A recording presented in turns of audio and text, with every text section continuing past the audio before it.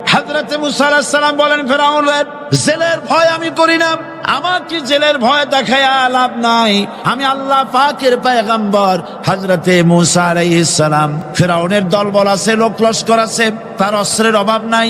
আল্লাহ রাব্বুল আলামিন মুসা আলাইহিস সালামের কাছে একটা অস্ত্র দিছিলেন কিনা আল্লাহ পাক হযরত মুসা কে বলেছেন, ওয়া মা তিলকা বিয়ামিনিকা ইয়া মুসা, মুসা রে তোমার হাতে ওটা কি?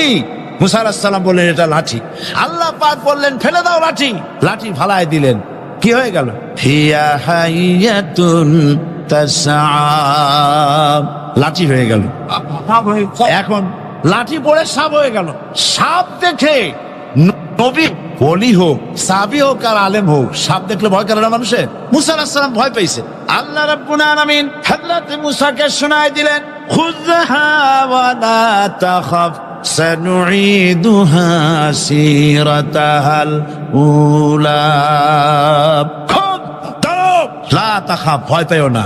আল্লাহ বলছেন ধরো, ভয় পেও না। ধরার সঙ্গে সঙ্গে স্বাভাবিক অবস্থায় ফিরে আসবে, আবার লাঠি হয়ে যাবে।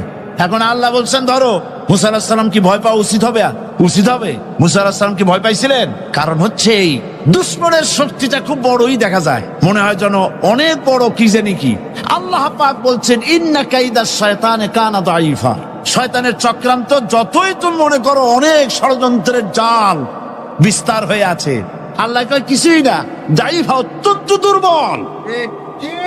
আল্লাহ পাক বললেন ধরো। মুসা আলাইহিস সালাম সাপ ধরলেন, সঙ্গে সঙ্গে লাঠি হয়ে গেল। ফেরাউন বরদাস্ত করলো না, রাষ্ট্রশক্তির পক্ষ থেকে আক্রমণ শুরু হলো। অপরাধ কি? মুসা আলাইহিস সালামের অপরাধ কি অপরাধ? মাশাআল্লাহ, বুঝতে পেরেছেন। অপরাধ হচ্ছে তিনি বলেছেন লা ইলাহা, জোরে বলেন লা ইলাহা ইল্লাল্লাহ। তো আমি বলবো, আল্লাহ রাব্বুল আলামিন কোরআনে কারীমের মধ্যে বলেছেন, আল্লাহু লা ইলাহা ইল্লা হুয়াল হাইয়ুল কাইয়্যুম। কোন সূরা আছে? কোন আয়াতে? আয়াতুল কুরসি। পড়তে ইচ্ছা করে না? পড়েন আমার সাথে, আল্লাহু লা ইলাহা ইল্লা হুয়াল হাইয়ুল কাইয়্যুম।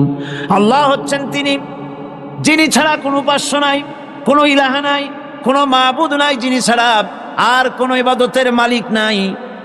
আর যিনি হচ্ছেন সদা জাগ্রত চিরঞ্জীব, সার্বভৌমত্বের একচ্ছত্র মালিক, যিনি সদা জাগ্রত চিরঞ্জীব, তিনি হচ্ছেন আল্লাহ। এখন কেউ যদি বলেন আল্লাহ অক্ষর কি, এক একটা অক্ষর বাদ দিয়া আল্লাহরে চিনায় দেন, তাও চিনানো যাবে। আল্লাহর প্রথম অক্ষর যদি বাদ দেন, কি থাকবে? কোরআনে কারীম বলছে, তা দিয়েও বোঝা যাবে, লিল্লাহি মা ফিস সামাওয়াতি ওয়া মা ফিল আরদ। আল্লাহ হচ্ছেন তিনি, যার জন্য আকাশ আর জমিন, আকাশ এবং জমিনের একচ্ছত্র মালিক। এর মাঝখানে যা কিছু আছে সব কিছুর মালিকানা যার হাতের মুঠায়, তিনি আমার আল্লাহ। তিনি কে? আল্লাহ। এরপরে যদি বলেন আর একটা নাম ছেড়ে দেন, আলিফ সাল্লাম, একটা নাম ছেড়ে দিলাম, তাহলে কি থাকলো? লাহু থাকলো, দুইটা অক্ষর থাকলো লাহু। এই লাহু দিয়েও আল্লাহ রাব্বুল আলামিনের সিফাতকে, তার গুণকে বোঝা যাবে। লাহু মাকালিদুস সামাওয়াতি ওয়াল আরদ। আল্লাহ পাক বলেন, আসমান এবং জমিনের রিজকের চাবি কাঠি আল্লাহ পাকের হাতে, যাকে খুশি তিনি পর্যাপ্ত রিজেক দান করেন। কেউ যদি বলেন লামটাও ভালায় দেন, লামটাও ছেড়ে দেন, দিলাম নাম একটা ছেড়ে, থাকলো কি? একটা অক্ষর থাকলো হু। এই হু দিয়ে আমার আল্লাহরে চেনা যাবে। ওয়া হুয়াল গফুরুল ওয়াদুদুল আরশিল মাজিদ ফাআলুল লিমা ইউরিদ। আমার আল্লাহ হচ্ছেন তিনি, যিনি ক্ষমাশীল, যিনি দয়াবান, যিনি বান্দাকে মহব্বত করেন, যিনি হচ্ছেন আরশে আসিমের মালিক, তিনি হচ্ছেন সেই মহান সত্তা, যিনি যা খুশি তাই করতে পারেন। সুতরাং আল্লাহ হচ্ছেন এমন এক লফজ, এমন এক নাম, এমন এক ইসমে জাত, যার কোনো বিকল্প নাই, যা অনুবাদ করে আল্লাহকে স্রষ্টা বললে এটা সারবে না, সৃষ্টিকর্তা বললে সারবে না। আল্লাহ পাকের নামের বিরাট বিশাল ব্যাপক অর্থ রয়েছে। সুতরাং আল্লাহকে আল্লাহই বলতে হবে। আল্লাহকে কি বলতে হবে? আল্লাহ আল্লাহ আল্লাহ। কত মজাই নামে, সুবহানাল্লাহ বিহামদিহি, কত মজাই নামে। আল্লাহ রাব্বুল আলামিন বলেন, আমরা শুরু করছি সূরা ফাতিহা। অভিনন্দন পত্র দিচ্ছি, কারে দিচ্ছি? আল্লাহ পাককে দিচ্ছি। শেখানো ভাষা দিয়ে রব্বুল আলামিন বলেন, প্রশংসা করো আলহামদুলিল্লাহি রাব্বিল আলামিন। সমস্ত প্রশংসা আল্লাহ পাকের, যিনি হচ্ছেন রব, যিনি কি? রব। এখন এই রব শব্দের বাংলা অর্থ করা হয় প্রভু, লালনকারী, প্রতিপালনকারী, কিন্তু এই অর্থ যথেষ্ট নয়। কোরআনে কারিমে যে রব বলা হয়েছে তার অর্থ হচ্ছে, তার অর্থ ব্যাপক, অনেক বিশাল এর অর্থ। এ রব কাকে বলে? এই রব শব্দের বাংলা অর্থ করা হয় প্রভু, লালনকারী, প্রতিপালনকারী, কিন্তু এই অর্থ যথেষ্ট নয়। কোরআনে কারিমে যে রব বলা হয়েছে তার অর্থ হচ্ছে, তার অর্থ ব্যাপক, অনেক বিশাল এর অর্থ। এ রব কাকে বলে? আমি রবের সমস্ত ব্যাখ্যা করতে পারবো না, তবে অল্প কথায় এমন ভাবে বলতে চেষ্টা করব যাতে করে আপনাদের বুঝে আসবে ইনশাআল্লাহ। আমরা বলি ইনশাআল্লাহ। এখন আপনারা যদি আমাকে প্রশ্ন করেন যে অত কথা বুঝি না, এক লাইনে এক বাক্যে বুঝায় দেন রব কাকে বলে, তাহলে আমি কথাটা এইভাবে বলবো, যাহার যখন যে জিনিসের যতটুকুন প্রয়োজন তাহাকে তখন সেই জিনিস ফরিয়াদ করার আগে যিনি পৌঁছে দেন তার নাম হচ্ছে রব। এ রব হচ্ছে তার মধ্যে রুবুবিয়তের সম্পূর্ণ কোয়ালিটিতে ভর্তি। আল্লাহ পাকের মধ্যে রুবুবিয়তের কোয়ালিটি। রব শুধু সৃষ্টি করেই ছেড়ে দেন না, প্রতিপালন করেন, পূর্ণতায় পৌঁছে দেন। সুবহানাল্লাহ বলতে ইচ্ছে করে না ভাইরা? দেখেন, আল্লাহ রাব্বুল আলামিন এমন রব, বাংলাদেশের কুকুর আর আমেরিকা ইউরোপের শীত প্রধান দেশের কুকুর একরকম নয়। আমাদের দেশের পশু ইউরোপ আমেরিকা শীত প্রধান দেশের পশু একরকম নয়। তার কারণ হলো আমাদের দেশে শীত কম, নাতিশীতোষ্ণ অঞ্চলের মধ্যে খানিকটা পড়ে যায়। এখানে পশুদের গায়ে কম পশম থাকলে কোনো অসুবিধা নাই। ভেড়া, ঘোড়া, কুকুর, বন্য প্রাণীকে কেউ তো কম্বল দেয় না, ল্যাপ দেয় না, রাজাই দেয় না, খাতা দেয় না, চাদর দেয় না। আল্লাহ রাব্বুল আলামিন তিনি এমন রব, শীত প্রধান দেশের পশুদের গায়ে পশম দিয়া চিরস্থায়ী কম্বল জড়ায় দিয়েছেন। এটা হচ্ছে রব। প্রতিপালনের পদ্ধতি কি সুন্দর করে তিনি প্রতিপালন করছেন, কি সুন্দর করে তিনি পশু পক্ষীগুলিকে তাদের আহার জোগাড় করছেন, প্রতিপালন করছেন। তিনি রব। মানুষকে সৃষ্টি করেছেন, আমাদেরকে সৃষ্টি করেছেন, সব প্রয়োজন মিটাইছেন, সকল প্রয়োজন মিটিয়েছেন, একটা জিনিস বাদ রাখেন না। আমাদের মুখে দাঁতের দরকার ছিল, মায়ের পেট থেকে দাঁত নিয়ে আসিনি। মায়ের পেট থেকে আসার পরে আমাদের খাবারের দরকার ছিল। লক্ষ্য করেন রব কারে বলে, লক্ষ্য করুন। মায়ের পেটের মধ্যে যখন ছিলাম ওখানে কোনো রোগের জীবাণু ঢুকতে পারে নাই। ফি করারিম মাকিন, একটি সুরক্ষিত জায়গায় আল্লাহ রাব্বুল আলামিন বাচ্চাকে রেখেছেন, যেখানে কোনো সর্দি হবে না, জ্বর হবে না, সর্দি হবে না, ব্রঙ্কাইটিস হবে না, ডায়াবেটিস হবে না, প্রেসার হবে না। মায়ের পেটের মধ্যে বাচ্চাকে এমন জায়গায় আল্লাহ যত্ন করে রেখেছেন। এই বাচ্চা যখন মায়ের পেট থেকে বেরিয়ে এলো তখন তার পরিবেশ অত্যন্ত খারাপ। এখানে পলিউশন আছে, এখানে কার্বন ডাই অক্সাইড আছে, এখানে বিষাক্ত হাওয়া আছে, এখানে দূষিত আবহাওয়া রয়েছে। প্রতি মুহূর্তে রোগ তাকে হামলা চালাতেছে। এই রোগের থেকে সে বাচ্চা বাঁচবে কি করে?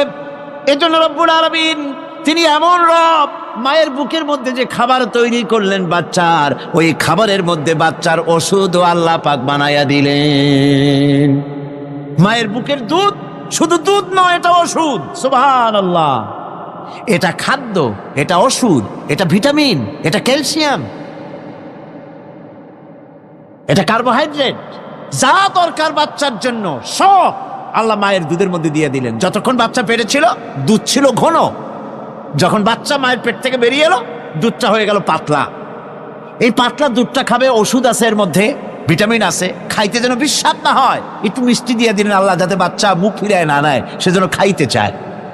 তারপরে যখন বাচ্চার হাড্ডি খেতে হবে, মাছ খেতে হবে, গোশত খেতে হবে, দুধের আর দরকার নাই, তার শরীরের ভিতরে রেজিস্ট্যান্স, রোগ প্রতিরোধক শক্তি তৈরি হয়েছে, এখন আরো ভালো খাবার দরকার। আল্লাহ রাব্বুল আলামিন মায়ের দুধকে শুকায় দিলেন, চুষলো আর পাওয়া যাবে না, দুধ শুকায় গেছে, এখন বাইরের খাবার খেতে হবে। আসছিল যখন বুকে দাঁত ছিল না, বাইরে যখন এলো দাঁতের যখন দরকার হলো, কোন আল্লাহর বান্দা কি আল্লাহর কাছে দরখাস্ত করেছেন যে আল্লাহ আমার কয়েকখান দাঁত দাও, দাঁত ছাড়া আমি চাবাই কেমন? এই সবগুলি দাঁত কে সেট করে দিলেন? রব্বুল আলামিন দাঁতগুলিকে সেট করে দিলেন, মুখের মধ্যে দাঁত এসে গেল। আল্লাহ রব্বুল আলামিন শরীরটাকে সাজিয়ে গুছিয়ে, হিউম্যান বায়োলজি যাকে বলা হয়, এই শরীরকে যে সুন্দর করে আল্লাহ পাক তৈরি করলেন বলে শেষ করা যাবে না, কত সুন্দর করে আল্লাহ পাক বানিয়েছেন। আপনার মাথার ভিতরে সেল তৈরি করা হলো, ব্রেন তৈরি করা হলো। এই ব্রেনটা শুকনা জায়গায় রাখা হয় নাই। শুকনা জায়গার মধ্যে ব্রেনটা যদি থাকতো, নড়াচড়া করে আপনার ব্রেনের যে টেকনোলজি আল্লাহ পাক ইউজ করেছেন সেটা অসুবিধাগ্রস্ত হতো। এই জন্য ক্রিম যেভাবে পানির মধ্যে ভাসা থাকে, পানির মধ্যে ভাসমান ক্রিম মাখন যেভাবে রাখা হয়, সামান্য পানির মতো করে এর ভিতরে ব্রেনটাকে রাখা হয়েছে। এই ব্রেনের ভিতরে, ব্রেন হচ্ছে পৃথিবীতে কম্পিউটার, আজকের পৃথিবীর শ্রেষ্ঠ আবিষ্কার। কিন্তু মানুষের মাথায় যে কম্পিউটার আল্লাহ পাক দান করেছেন, এই কম্পিউটারের সামনে দুনিয়ার কম্পিউটার এতিম। এবার লন্ডন গিয়েছিলাম, প্রত্যেক বছর 1.5 মাস 2 মাস সময় পাই, কিন্তু আপনারা দোয়া করেছেন এখন পার্লামেন্টে সময় দিতে হয় বেশি, বিদেশের সফর কমে গিয়েছে। 10 দিনের জন্য গিয়েছিলাম, ওরা আমাকে একটা ডায়েরি দিল। সেই ডায়েরিটার ভিতরে, ডিজিটাল ডায়েরি, এই ডায়েরির মধ্যে তারা বলল যে এরকম, এই যে কাগজটা আপনারা দেখতে পাচ্ছেন, এই রকমের কাগজের 10 লক্ষ পাতা লিখতে যত কাগজ লাগে, এরকমের 10 লক্ষ পাতার লেখা ছোট্ট এই ডায়েরিটার মধ্যে ঢুকাই দেওয়া যায়। 10,000 টেলিফোন নাম্বারের মেমোরিতে তুলে দেওয়া যায়। এটা হচ্ছে লেটেস্ট আবিষ্কার। কিন্তু আল্লাহ পাক মানুষের যে ব্রেনটা তৈরি করলেন, পৃথিবীতে যা আছে এ সব কিছু একটা মানুষের ব্রেনের মধ্যে, সমস্ত তথ্য, সমস্ত ফ্যাক্টস মানুষের মেমোরির ভিতরে ঢুকাবার পরেও আরো লক্ষ লক্ষ জায়গা বাকি থেকে যাবে, শূন্য থেকে যাবে, যা পূরণ হওয়ার নয়। এত বিশাল মেমোরি আল্লাহ পাক তার মানুষের মাথার মধ্যে তৈরি করে দিয়েছেন। সুবহানাল্লাহ বিহামদি। দেখুন অবস্থাটা কি, আল্লাহ তার মানুষকে কিভাবে, রব কাকে বলে, রব কারে বলে, সুবহানাল্লাহ বিহামদি। চোখের সামনে রাস্তা দিয়ে চলতে গিয়ে চোখের সামনে সাপ দেখলেন, চোখ দেখার কাজ করেছে। চোখ কি করেছে? দেখার কাজ করেছে। এখন কি করবেন? চোখ কিন্তু দেখে বসে থাকে নাই, চোখ দেখা মাত্রই ট্রান্সমিট করেছে ব্রেনকে। ব্রেন সাথে সাথে অ্যাকশন নিতে বলেছে হাতকে আর পাওকে। হাতে লাঠি থাকলে পিটাও, লাঠি না থাকলে পাকে বলেছে দৌড় মারো।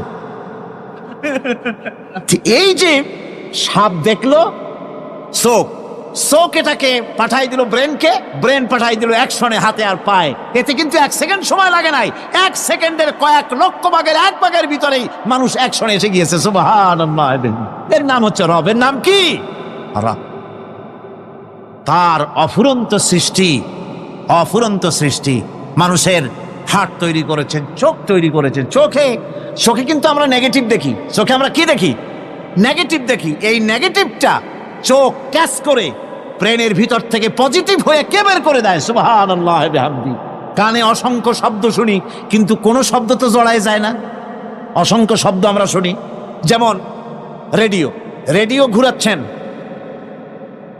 9 ব্যান্ড রেডিও অথবা এর থেকেও বেশি ব্যান্ডওয়ালা রেডিও, আপনি যখন ঘুরাচ্ছেন কোনো সেন্টার ধরার জন্য, অনেক সময় 4-5টা সেন্টার জড়ায় যায় না? জড়ায় কিনা? 4-5টা সেন্টার জড়ায় যায়, সর্বনাশ হয়ে যায়, কোনটা থেকে কোনটা শুনবেন। তো এইরকম করে আপনার কানের ভিতরে শব্দগুলি সব জড়াইয়া পাকাইয়া আপনার কানের মধ্যে একটা বিশ্রী আওয়াজ সৃষ্টি করে দিতে পারত। কে স্তরে স্তরে শব্দগুলিকে শোনার ব্যবস্থা করেছে? আপনার জিহ্বার ভিতরে হাজারো রকমের স্বাদ গ্রহণ করার জন্য একটা জিহ্বায় এতগুলি টেস্ট নেওয়ার ক্ষমতা কে তৈরি করে দিলেন? আল্লাহ রাব্বুল আলামিন সুবহানাল্লাহি বিহামদি। তিনি হচ্ছেন রব, যিনি মানুষের প্রতিপালন সৃষ্টি করেন এবং প্রতিপালন করেন, এমনি এমনি ছেড়ে দেন না। এরপরে মানুষের সব প্রয়োজন তিনি মিটিয়েছেন। মানুষের জীবন ধারণের জন্য সব থেকে বড় প্রয়োজন পানি। সবচেয়ে বড় প্রয়োজন কি? পানি। জোরে কোন কি? পানি।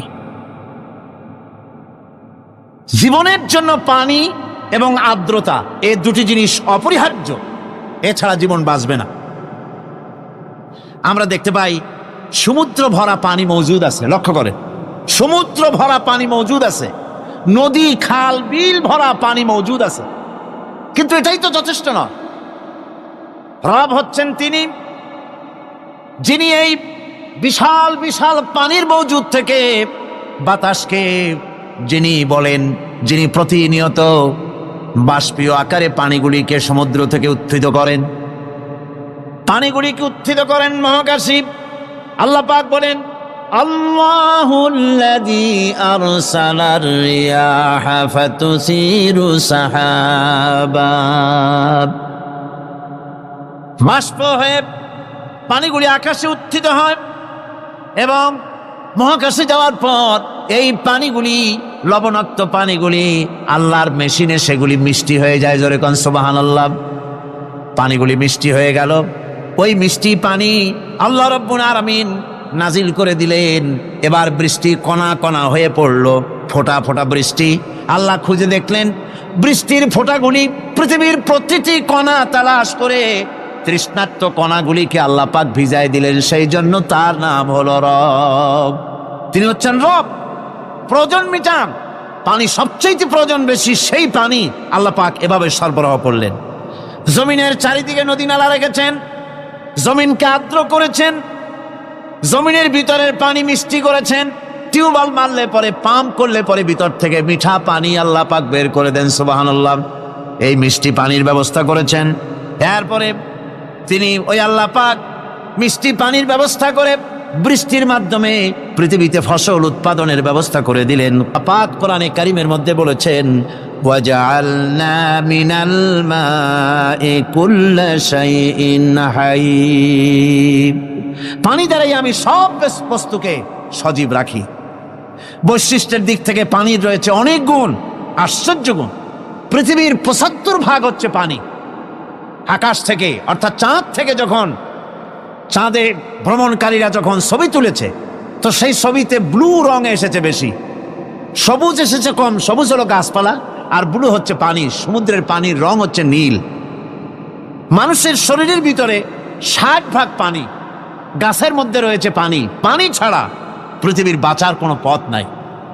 আবার দেখেন, প্রচন্ড শীতের কারণে, ঠান্ডার কারণে যেসব এলাকায়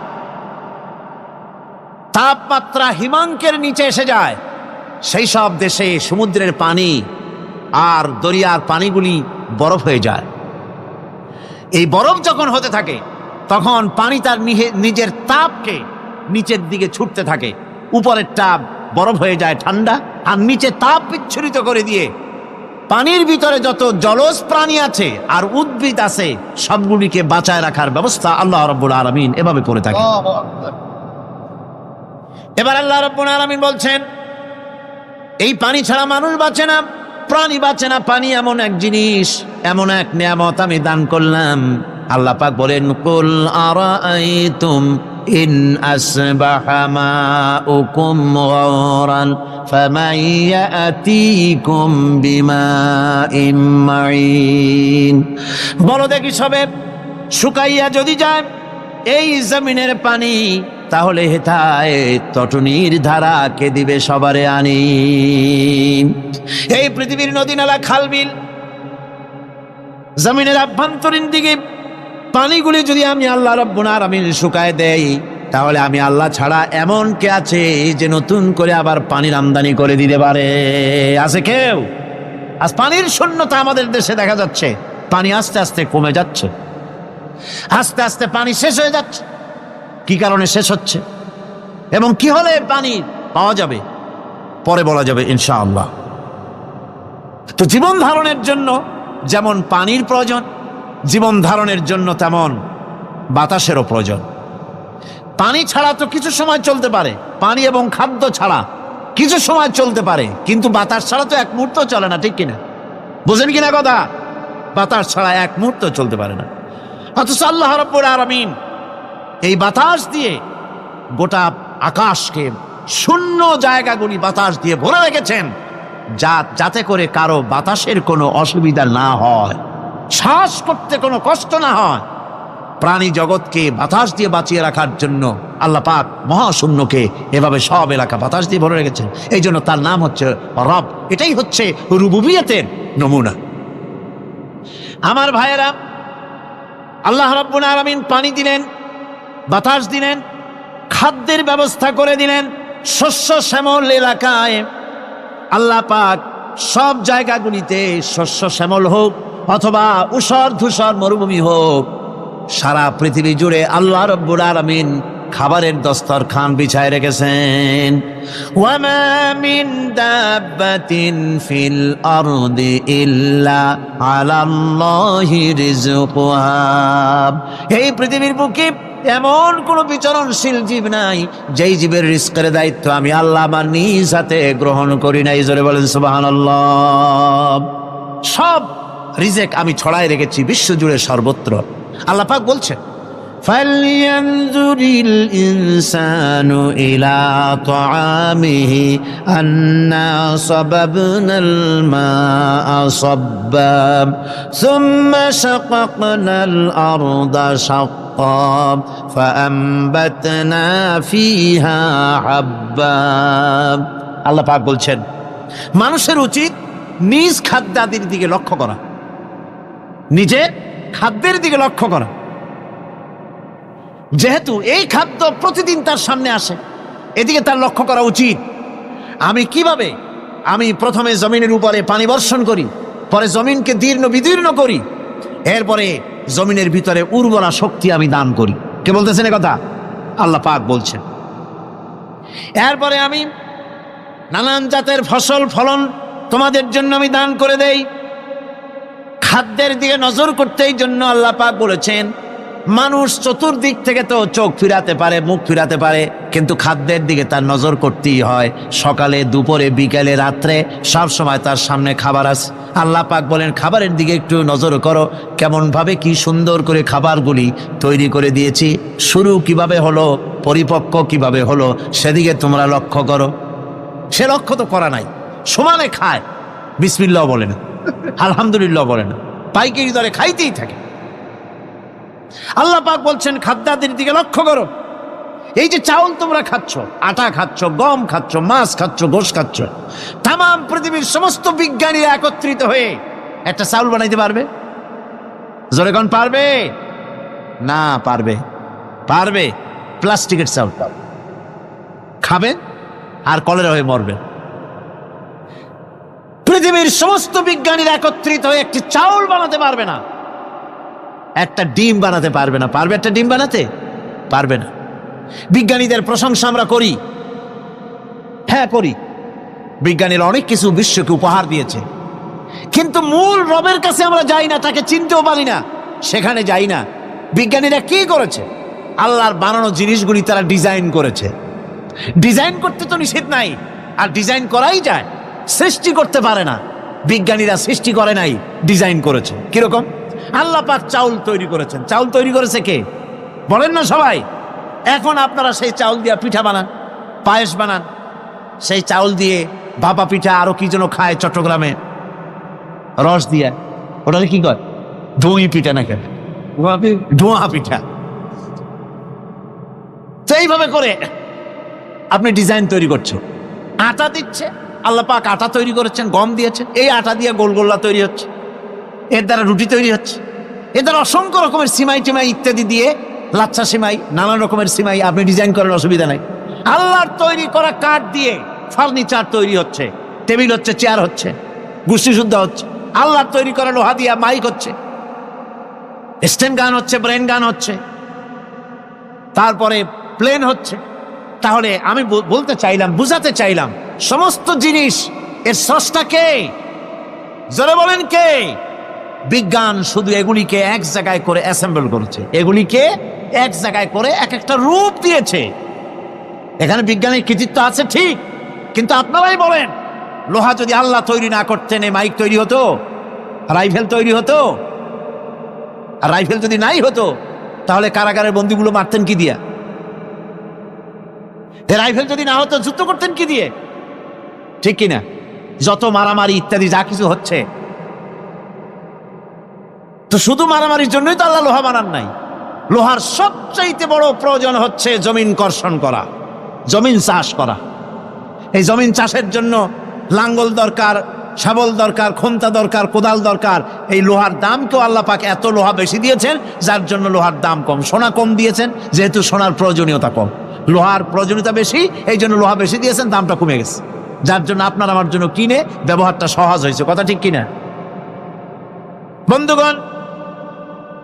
আল্লাহ রাব্বুল আলামিন এইভাবে করে মানুষের রুবুবিয়াতটা, আল্লাহ পাকের রুবুবিয়াত হচ্ছে এই, তিনি মানুষকে সুন্দর করে সৃষ্টি করে যা কিছু প্রয়োজন সবকিছু খাওয়াচ্ছেন, দিচ্ছেন।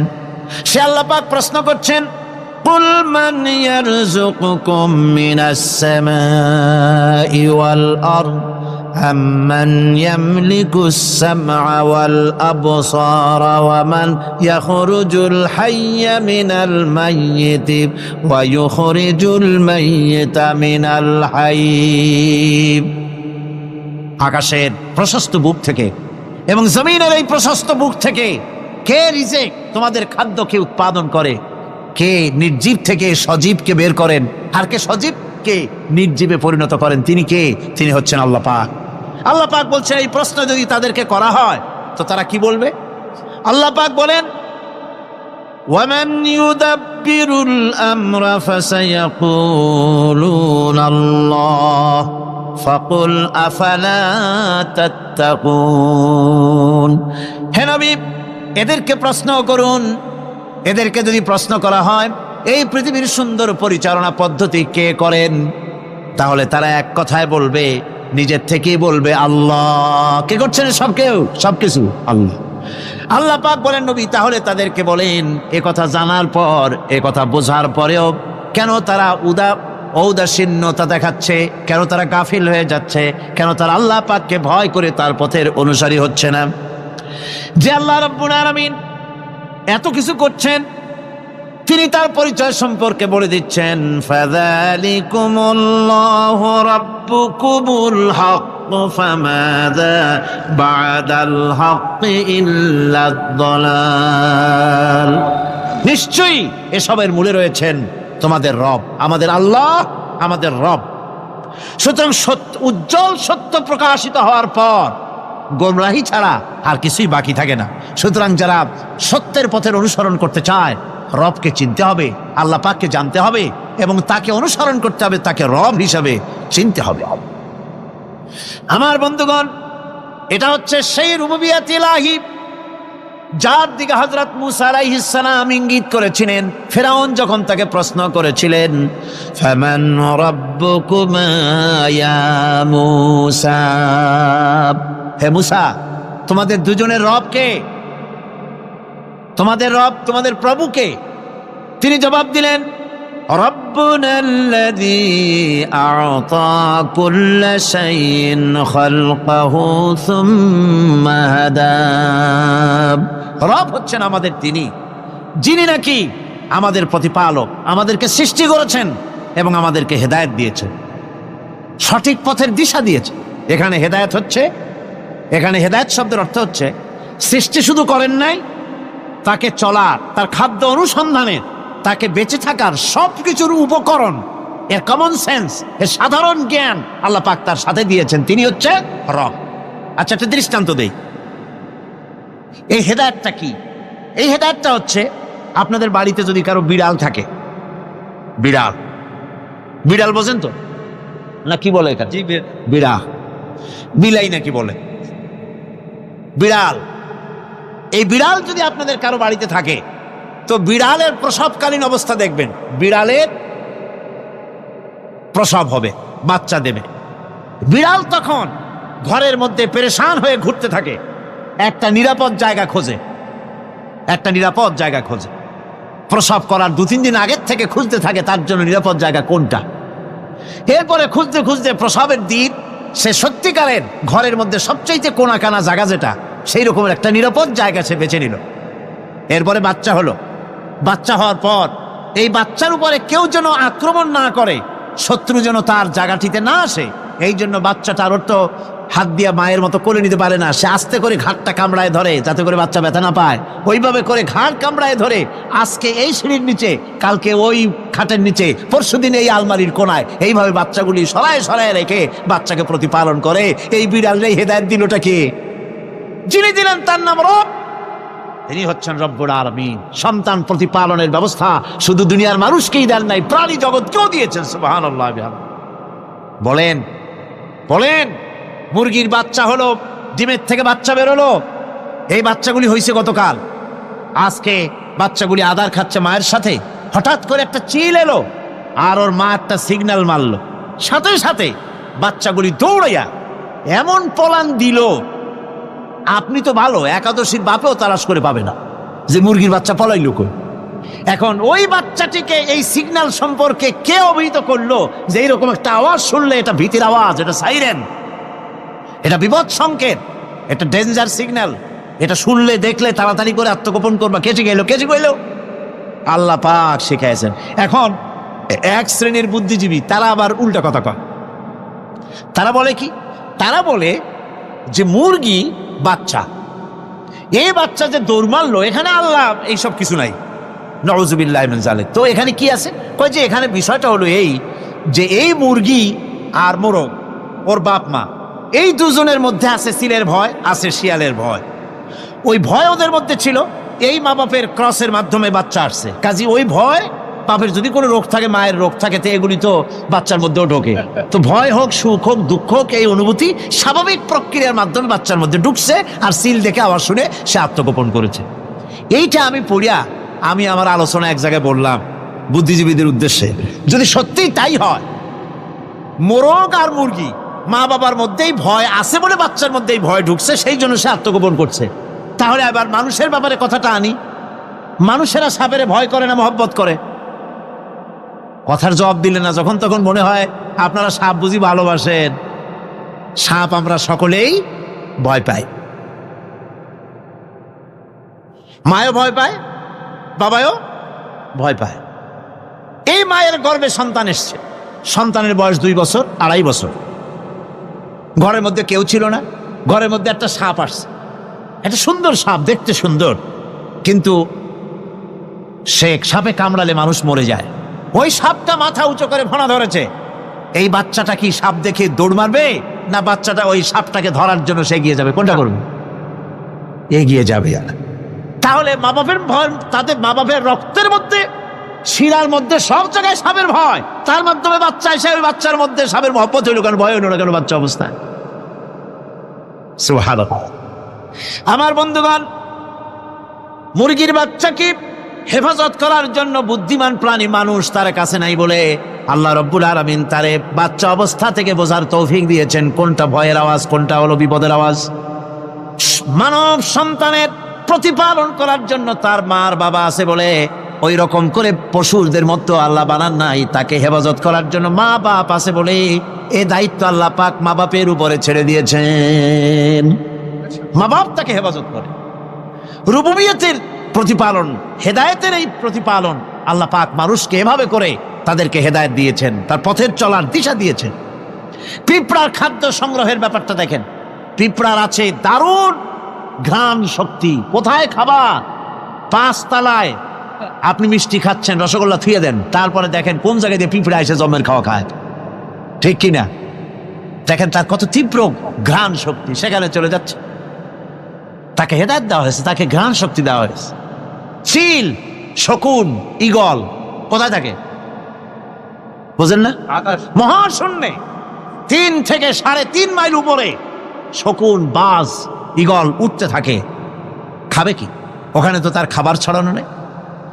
আল্লাহ হচ্ছেন এমন রব, আমাদের স্রষ্টা হচ্ছেন এমন রব, যিনি ওই চিল, বাজ আর শকুন মহাশূন্যে যেগুলি উড়ে বেড়ায়, ওদেরকে আল্লাহ পাক এমন তীব্র দৃষ্টি শক্তি দান করেছেন, 3 মাইল উপর থেকেও ছাগল মুরগি মরা দেখলে ওখান থেকে এসে ঝাঁপায় পড়ে তা খেতে পারবে। তাকে দেওয়া হচ্ছে দৃষ্টিশক্তি। এরকম করে যার যা প্রয়োজন, সমস্ত প্রয়োজনগুলি আল্লাহ মিটাচ্ছেন। এরই নাম হচ্ছে রুবুবিয়াতে এলাহি। এটাই হচ্ছে আল্লাহ পাক রব, এটা তার অসংখ্য প্রমাণ। সেই জন্য আল্লাহ পাক বলেন আলহামদুলিল্লাহি রাব্বিল আলামিন। পড়েন সবাই, আলহামদুলিল্লাহি রাব্বিল আলামিন। সমস্ত প্রশংসা হচ্ছে আল্লাহ পাকের জন্য। কোন আল্লাহ? প্রথমে তো আল্লাহ বললাম, তারপর বললাম রব, এখন বলা হচ্ছে কোন রব? যিনি আলামিন, রব্বিল আলামিন, যিনি সমস্ত জাহানের রব। তাহলে বোঝা যাচ্ছে রব, জগৎ একটা না। জগৎ, কথা বুঝতেছেন আমার? জগৎ একটা নয়, অসংখ্য জগৎ আছে। বহুমাত্রিক জগতের কথা এখানে আল্লাহ পাক বলছে। আমি এই জন্য বলি যে কোরআন হচ্ছে বিজ্ঞানের উৎস। কোরআন বিজ্ঞানের কি? বিজ্ঞানের আবিষ্কার যত বাড়বে, বিজ্ঞান চিরটা কাল কোরআনের কাছে ভিক্ষার হাত দিয়ে এতিমের মতো দাঁড়ায় থাকবে কিয়ামত পর্যন্ত।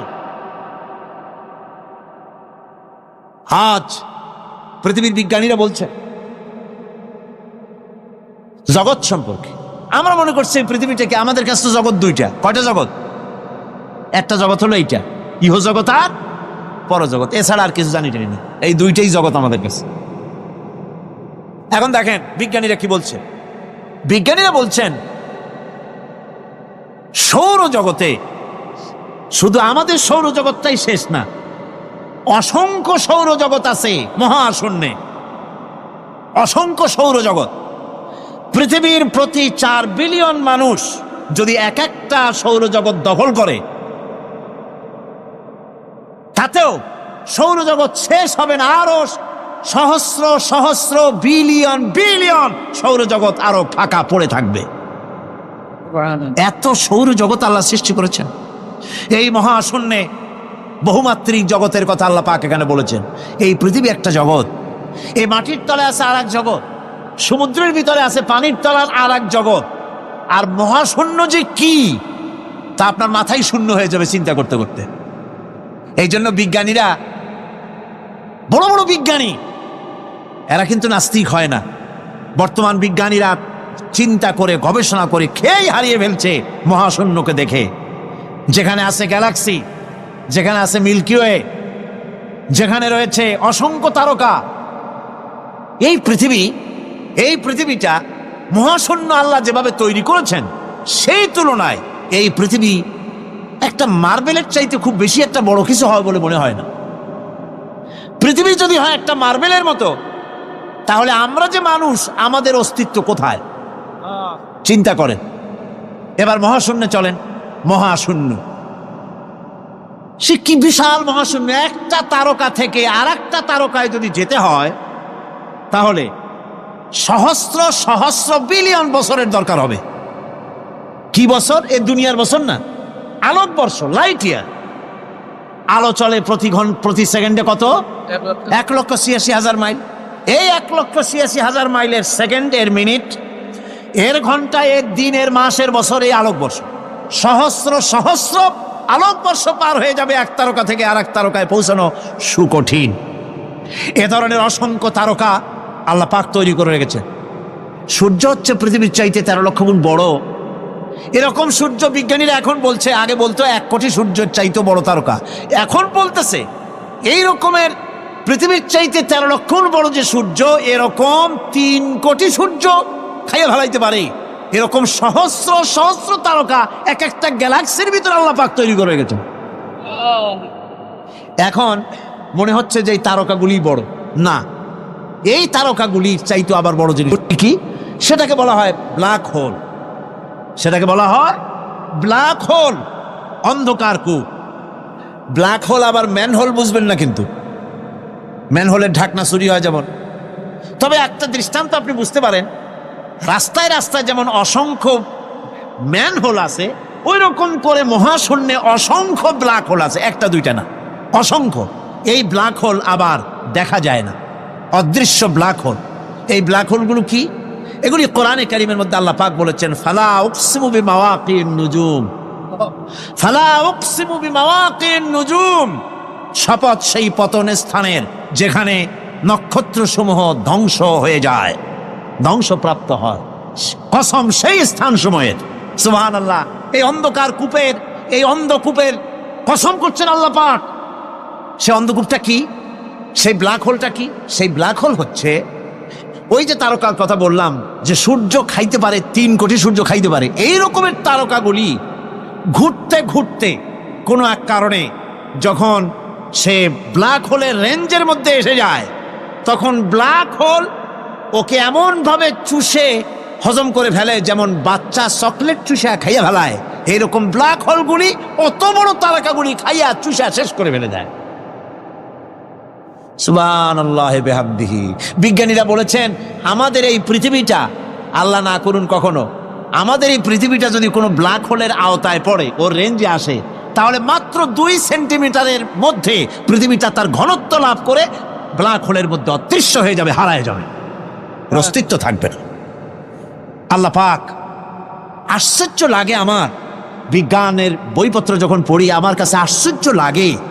1400 বছর আগে নবী কোনো বিজ্ঞানাগারে পড়াশোনা করেন নাই, কোন সায়েন্স নিয়ে রিসার্চ করেন নাই, সেই নবীর মুখ থেকে এমন বিজ্ঞানময় কোরআন আল্লাহ বের করালেন, যা আজকের পৃথিবীর মডার্ন যুগের বিজ্ঞানীরা কোরআনের কাছে এতিম হয়ে দাঁড়ায় আছে। পৃথিবীর কোন বিজ্ঞানী বলতে পারবে না যে কোরআনে কারিমের অমুক আয়াতটা আনসাইন্টিফিক, এটা হাদিস আমাদের বিজ্ঞানের সাথে মিল খায় না, এমন কথা বলতে পারবে না। বরং কোরআন সার্টিফাই করবে তোমার এই বক্তব্য, তোমার এই থিওরি মোস্ট আনসাইন্টিফিক, কোরআন বলবে। ওরা বলতে পারবে না যে আয়াতটা আনসাইন্টিফিক। সুতরাং কোরআন হচ্ছে মহান বিজ্ঞানময়, কোরআন হচ্ছে আল্লাহ পাকের দেওয়া এক মহান বিধান, যে কোরআনের কারণে আল্লাহ পাক আমাদেরকে হেদায়েত দান করেছেন। সুতরাং এই কোরআন হচ্ছে, কোরআনের মধ্যে যা আছে, গোটা কোরআনে যা আছে সব সূরা ফাতিহায় আছে। সুবহানাল্লাহি বিহামদিহি। আল্লাহ পাক বলছেন, আলহামদুলিল্লাহি রাব্বিল আলামিন। মহব্বতের সাথে পড়েন সবাই, আলহামদুলিল্লাহি রাব্বিল আলামিন।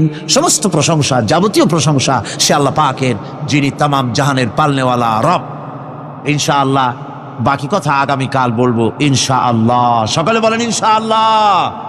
মুনাজাতের জন্য দাঁড়ানো ভাইরা সব বসেন, যত লোক দাঁড়িয়ে আছেন সবাই বসেন। প্রথম দিনের মুনাজাত আল্লাহ পাকের দরবারে, সব বসেন, মহব্বতের সাথে বসেন, আর একটু জিকির করেন, লা ইলাহা ইল্লাল্লাহ। কিজন আছে আজকে? 8 জন আছে, আর এটা দিয়ে আসছে 4 জন আছে। লা ইলাহা ইল্লাল্লাহু মুহাম্মাদুর রাসূলুল্লাহ। 3 বন্ধু সফর করতে করতে অনেক দূর পর্যন্ত পৌঁছে গিয়েছে, গভীর রজনী হয়ে গিয়েছে। 3 বন্ধু চিন্তা করলে এখন কোথায় যাব। হঠাৎ করে ঝড় তুফানের কবলে পড়েছে, জিন্দেগি যায় যায়, জীবন ধ্বংস হয়ে যায়, পৃথিবী উল্টে যায়, এমন ঝড় তুফান শুরু হয়ে গিয়েছে। 3 বন্ধু বাঁচবার জন্য বহুত পথ আর পদ্ধতি খুঁজলো, কোথাও পেল না। শেষ পর্যন্ত 3 বন্ধু মিলে পাহাড়ের উপরে একটা বিশাল গর্তের ভিতরে প্রবেশ করেছে। গর্তের ভিতরে যখন প্রবেশ করেছে নিজেকে বাঁচাবার জন্য, হঠাৎ করে পাহাড়ের উপর থেকে বিশাল বড় একটা পাথর এসে তাদের গর্তের মুখটাকে বন্ধ করে দিল। রাত কাটিয়ে দিয়েছে, ঝড় তুফান থেমে গিয়েছে। তারা যখন বের হবে, পৃথিবীর সঙ্গে তাদের কানেক্টিংটা ফেল হয়ে গিয়েছে, কানেকশন হয় না। এমন গর্তে ঢুকেছে, পৃথিবীতে কি ঘটতেছে তারা বলতে পারে না, কারণ বিশাল বড় পাথর তাদের গর্তের মুখটাকে বন্ধ করে দিল। তিন বন্ধু মিলে একসাথে ধাক্কা দিতে লাগলো। প্রত্যেকটা মানুষের শরীরের লোমকূপের গোড়া থেকে ঘাম বের হয়ে গিয়েছে, কিন্তু সরিষার দানা পরিমাণ ওই পাথরটাকে নড়ানো যায় নাই। আল্লাহ রব্বুল ইজ্জতুল জালালের পরীক্ষা তাদের জন্য মুত্তাসিল হয়ে গেল। রব এইভাবে মানুষের দিলের পরীক্ষা নিয়ে থাকে। আমার বন্ধুগণ, তিনজন মিলে পরামর্শ করলো আর বাঁচা যাবে না। দীর্ঘক্ষণ চলে গেল, মরে যাবার মতো উপক্রম, পানিও নাই, খাবারও নাই, দম বন্ধ হয়ে যায়, অক্সিজেন নাই। তিন বন্ধু মিলে চোখের পানি ছেড়ে কান্না করে গভীর রজনীতে সেজদায় পড়ে গর্তের ভিতরে আল্লাহ কি ডাক দিয়ে বলেছে, আল্লাহ, জিন্দেগিতে অপরাধের শেষ নাই, এমন কোন অপরাধ করি নাই যা তোমার কাছে জানা নাই। রব, সব তো আমরা করছি, কিন্তু বিপদে পড়ে দেখছি এখন তো আমার সন্তানও আমাকে বাঁচাতে পারবে না, স্ত্রী, মা, বাবা, আত্মীয় স্বজন কেউ বাঁচাতে পারবে না। এই গর্তের ভিতরে আমাদের খবর পৃথিবীর কোনো মানুষ জানে না, একমাত্র তুমি ছাড়া। আল্লাহ, এমন বিপদে পড়েছি, একমাত্র তুমি পারো আমাদেরকে বাঁচাতে, কিন্তু কোন মুখে তোমার কাছে হাত উঠাবো আর দোয়া করবো? আল্লাহ, জীবনে যে এমন কোনো গুনাহ নাই যে গুনাহ করি নাই, জিন্দেগিতে এমন কোনো খারাপ কাজ নাই যা আমরা করি নাই, কি বলে তোমার কাছে হাত উঠাবো? তুমি যদি বলো আমি তোদেরকে চিনি না। রব, এই অপমান থেকে, কবর থেকে, গর্ত থেকে কে বাঁচাবে?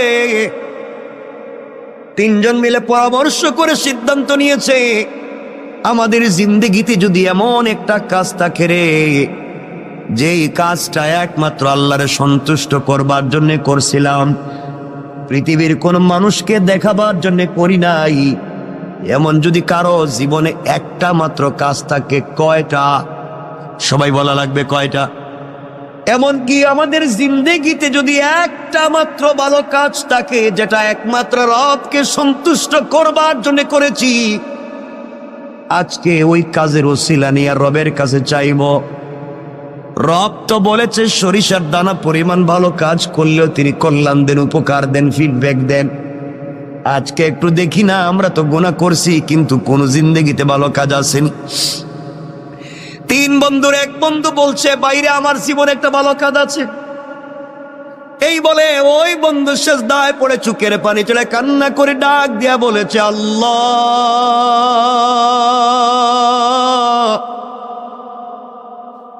আমার জিন্দেগিতে একটা ভালো কাজের কথা আমার মনে পড়েছে। রব, আমার মন বলছে এই কাজটা একমাত্র তোমার জন্য আমি করছি, পৃথিবীর কেউ আমাকে বাধা দিতে পারবে না। আয় আল্লাহ, আমার চাচাতো বোন, যাকে আমি প্রাপ্ত বয়স্ক হওয়া থেকে যার পিছনে লেগে আছি, যাকে একটা বার স্পর্শ করতে চাই, একটা বার আলিঙ্গন করতে চাই, আমি তার সঙ্গে জেনা করতে চাই, মেলামেশা করতে চাই, তার মতো সুন্দরী মেয়ে আর নাই, কিন্তু আল্লাহ কোনোদিন তাকে আমার ভাগে নিয়ে আসতে পারলাম না, কোনোভাবে কথা বলে ফুসলাতে পারলাম না। আমার ওই চাচাতো বোনের বিয়ে হয়ে গিয়েছে। বিয়ে হয়ে যাওয়ার পরে, তার স্বামীর বাড়িতে যাওয়ার পরে কিছুদিন পরে তার কি একটা বিপদ হয়েছে, তার সন্তান একটা হয়েছে, কিন্তু আমার মাথা থেকে তার চিন্তা যায় নাই। আমি তখনও সুযোগ খুঁজছিলাম, বোনকে যদি কোনোভাবে পাই তার সঙ্গে জেনা করব। আল্লাহ, বোন আমার কাছে কিছু ঋণের জন্য আসছিল। আমি বলছি, বোন রে, তুই যখন আমার কাছে ঋণ চাইছ, যা চাইবে তাই দিব, ঋণ না একেবারেই দিব। বিনিময়ে তোমার কাছ থেকে আমি পার্সোনাল কিছু সময় চাই, পার্সোনাল টাইম চাই। তুমি কি আমাকে একাকিত্বে, নির্জনে আমাকে সময় দিতে পারবা? আয় আল্লাহ তাআলা, আমার বোন দেখেছে এই পৃথিবীতে এই মুহূর্তে টাকা ছাড়া তার সন্তান বাঁচবে না, তার পরিবার চলবে না, সে টাকার জন্য রাজি হয়ে গিয়েছে।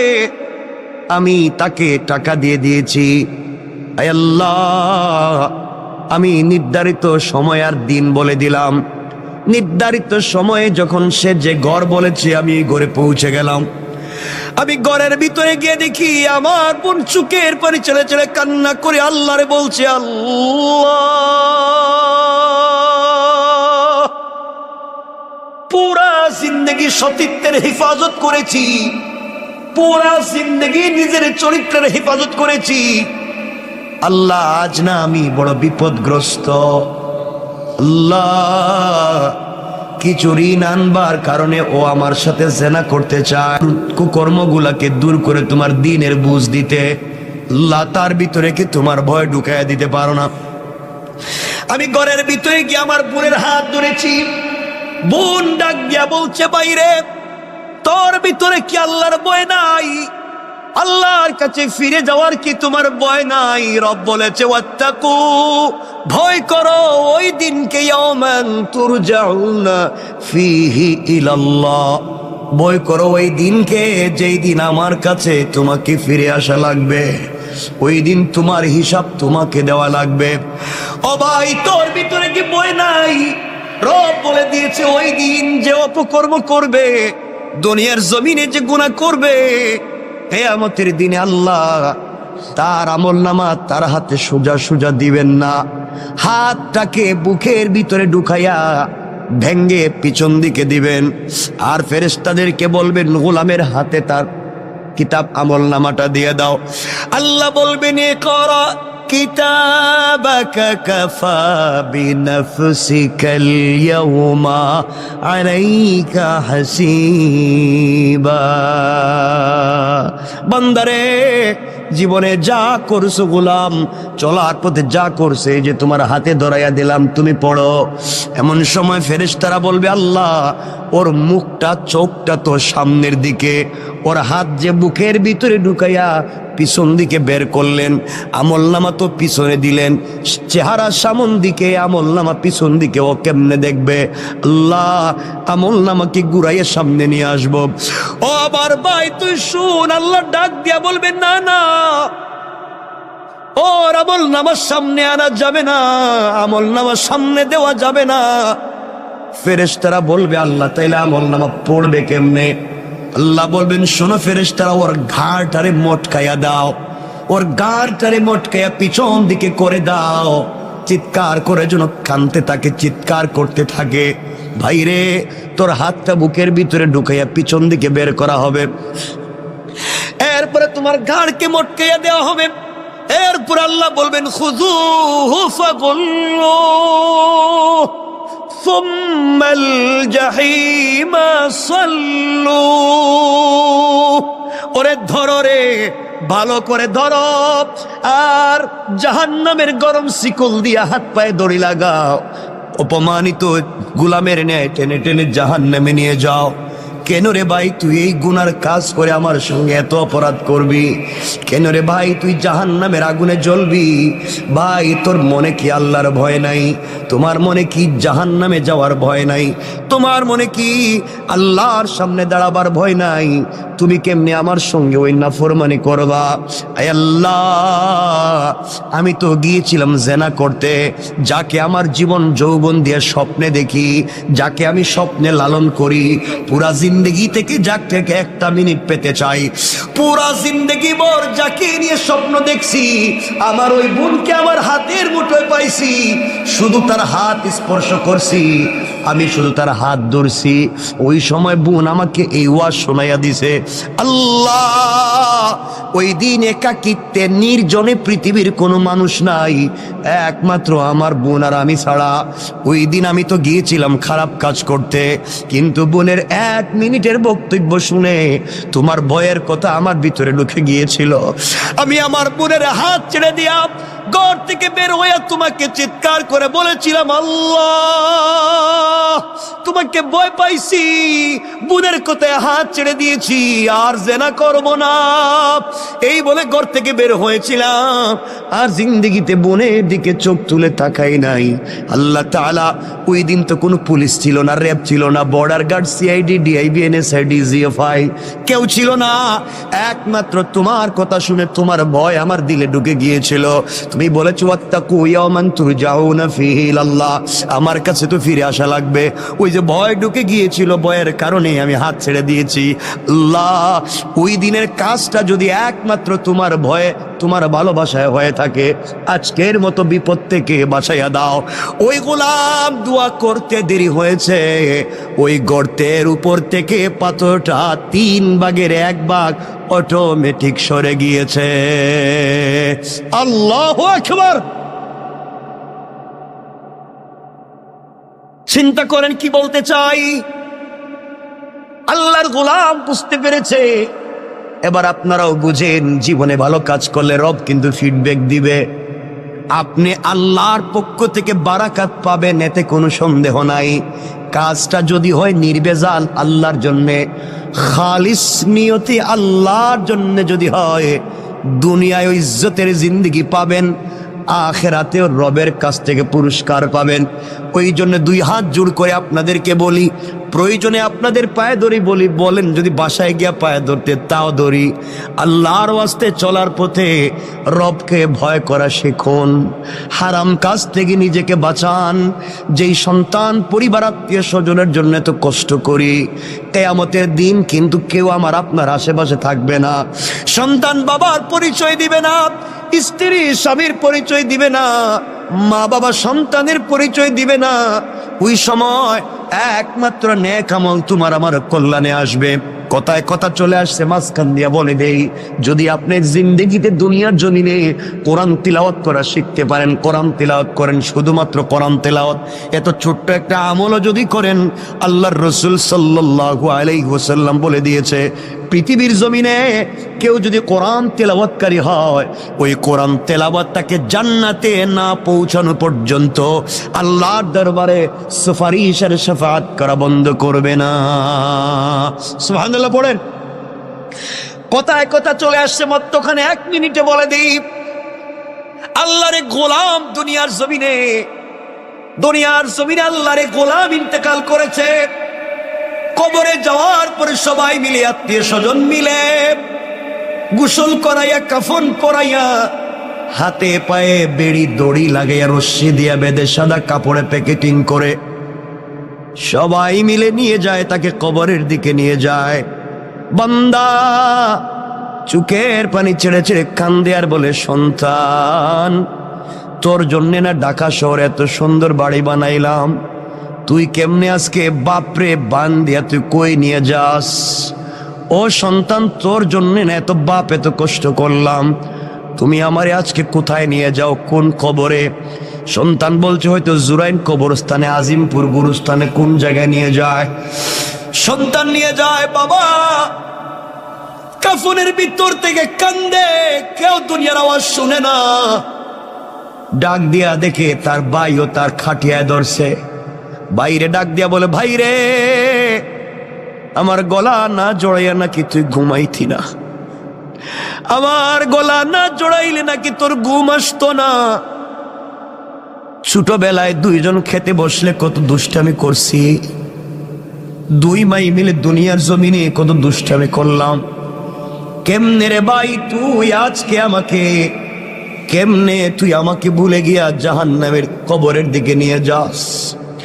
ভাই ও কথা শুনবে না, তাকে দেখবে তার কলিজার টুকরা বন্ধু, সেও খাটিয়ে ধরে আছে, কবরের কাছে নিয়ে বলছে, মিনহা খালাকনাকুম ওয়া ফিহা নুঈদুকুম ওয়া মিনহা নুখরিজুকুম তারাতান উখরা। সবাই ডাক দিয়ে বলতেছে, ওখান থেকেই তুমি আসছিলা, আবার তোমাকে মাটিতে ঢুকাইয়া দিতেছি, কিয়ামতের দিন কিন্তু তুমি ওখান থেকেই উঠবা।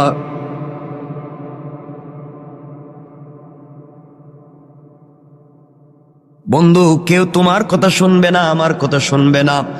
ওই সময় আল্লাহর গোলাম চিৎকার করে কান্না করে বলবে, ও গোলাম, আমার না ঘরে কত সুন্দর এয়ার কুলার, এয়ার কন্ডিশন ছিল, টাইস ছিল, সিরামিক ছিল, তুই আমার কই রাইখে যাস? সবাই মিলে তোমাকে আমাকে কবরের ভিতরে শোয়াইয়া দিবে, মাটি উপর দিয়া দিয়া যখন সবাই চলে আসবে, আল্লাহরে গোলাম কবরের ভিতরে কাঁদতেছে। এমন সময় ফেরেশতারা এসে তাকে জিজ্ঞেস করছে, মার রব্বুকা, ও গোলাম বলো না তোমার রবকে। গোলাম তো ঠিক মতো উত্তর দিতে পারে না, কারণ দুনিয়ায় রবের পথে চলে নাই। দুনিয়ায় রব যেই পথের কথা বলছে গোলাম, ওই পথে গোলাম চলে নাই। আজ গোলামকে কবরের ভিতরে বলছে মার রব্বুকা, গোলাম জবাব দিতে পারে না। ফেরেশতারা বলছে ওয়ামা দীনুকা, বলো না তোমার ধর্মের নাম কি, কোন ধর্ম নিয়ে আসছো? গোলাম জবাব পায় না। গোলামকে বলা হয়েছে, বলো না মান হাদার রাজুলু আল্লাযী বুইসা ফীকুম, ওই ব্যক্তির চিনুনি দেখো তো, যেই ব্যক্তিকে তোমাদের হিদায়াতের জন্য পাঠানো হয়েছিল। আল্লাহর রসুলের চেহারা এভাবে উঠাইয়া ধরে বলবে, দেখো তো এই লোকটারে চিনুনি? তুমি আমি যদি দুনিয়ার জমিনে রসুলের চরিত্র নিয়ে, রসুলের আদর্শ নিয়ে কবরে যাই, তাহলে ওই লোকটারে দেখাইলে আমরা চিনতে পারবো আমার রসুল। কবরে দেখাইলে বলতে পারবো, ইয়া রাসূলুল্লাহ, দুনিয়ায় না আপনাকে দিল দিয়ে ভালোবেসেছি, কবরে রসুলের চেহারা দেখে চিনতে পারবেন। আর যদি দুনিয়ার জমিনে সেই রসুলকে ভালোবাসতে না পারেন, আল্লাহ রসুলের চেহারা দেখানোর পরও তুমি আমি চিনব না।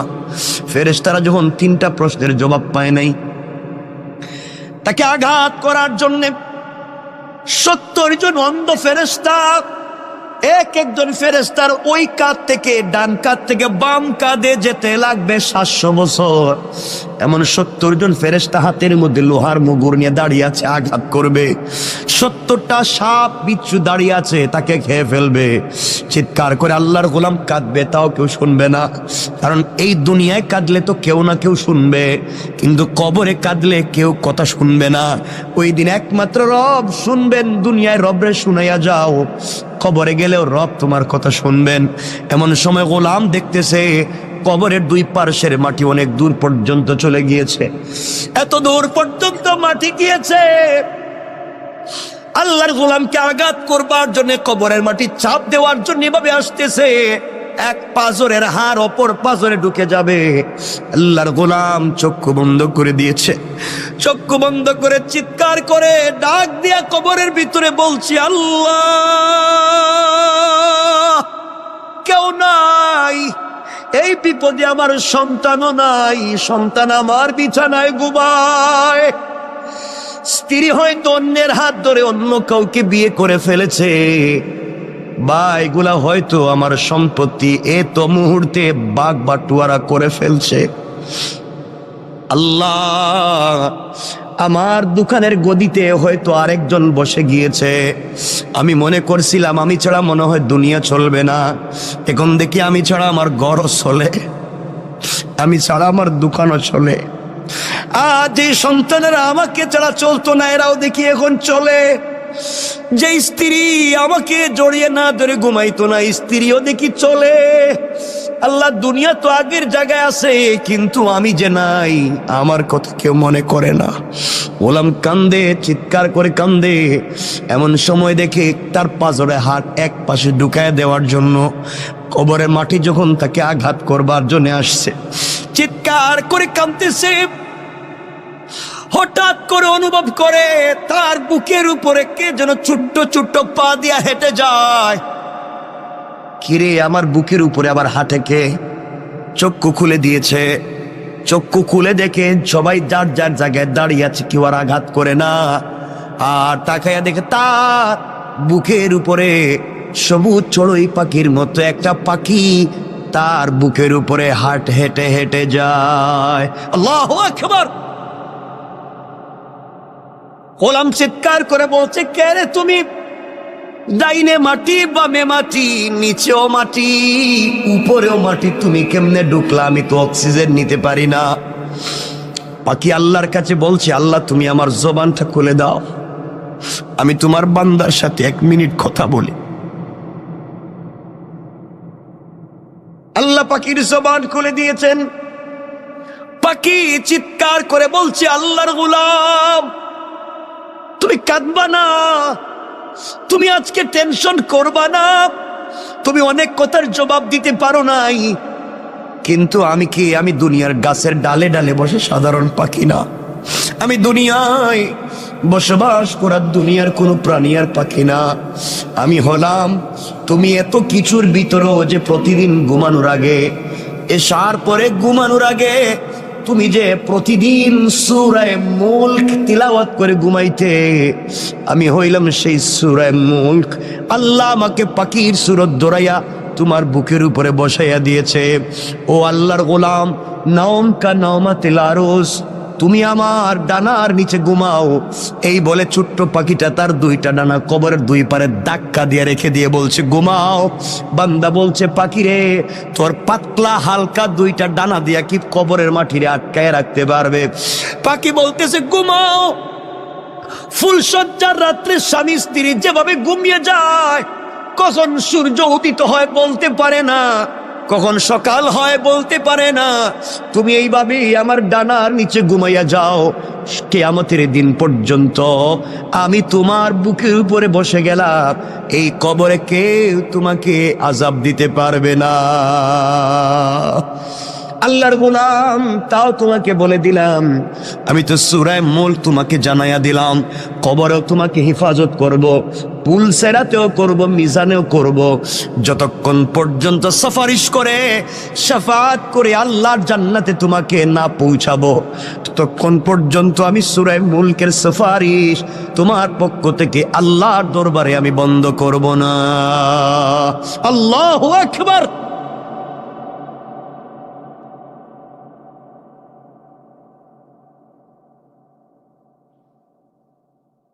চিন্তা করেন। এই জন্য আল্লাহর গোলাম কথা লম্বা করতে চাই না, শুধু এতটুকুন বুঝাতে চাই, কার অহমিকায় পড়েছ? দুনিয়া তোমারে কেমনে এত পাগল করছে? দুনিয়া তোমার এত পাগল কেমনে করছে গোলাম? সব না সৌন্দর্য এখানেই থাকবে। তুমি তোমার বেডরুমটারে কত সুন্দর করলা, কয়েকটা দিন থাকবা, হয়তো ঘর থেকে বের হলে আর ফিরেও না আসতে পারো, কিন্তু অনন্তকাল যেই কবরে থাকবা, ওই কবরকে তুমি সুন্দর করলা না। আল্লাহর গোলাম, ওই আল্লাহর গোলাম যখন কান্না করছে, কবর 3 ভাগের 1 ভাগ, গর্তের ভিতর থেকে পাথর 3 ভাগের 1 ভাগ সরে গিয়েছে। আর একজন গোলাম সেজদায় পড়ে ডাক দিয়া বলছে, আল্লাহ, আমিও তো 3 বন্ধুর একজন, আমার জীবনে কোনো নেক আমল নাই, আমার জীবনে কোনো ভালো কাজ নাই, ভালো করে জানি, জীবনে যত আকাম ছিল, কুকর্ম ছিল, এমন কোন জিনিস নাই যা করি নাই, কিন্তু আল্লাহ, আজ আমার মনে পড়ছে আমি একটা ভালো কাজ করছি। আজ আমার মনে পড়েছি আমার জিন্দেগিতে একটা ভালো কাজ আছে, এই কাজটা শুধু তোমাকে সন্তুষ্ট করবার জন্য আমি করছিলাম, দুনিয়ার কোনো মানুষকে দেখাবার জন্য আমি করি নাই।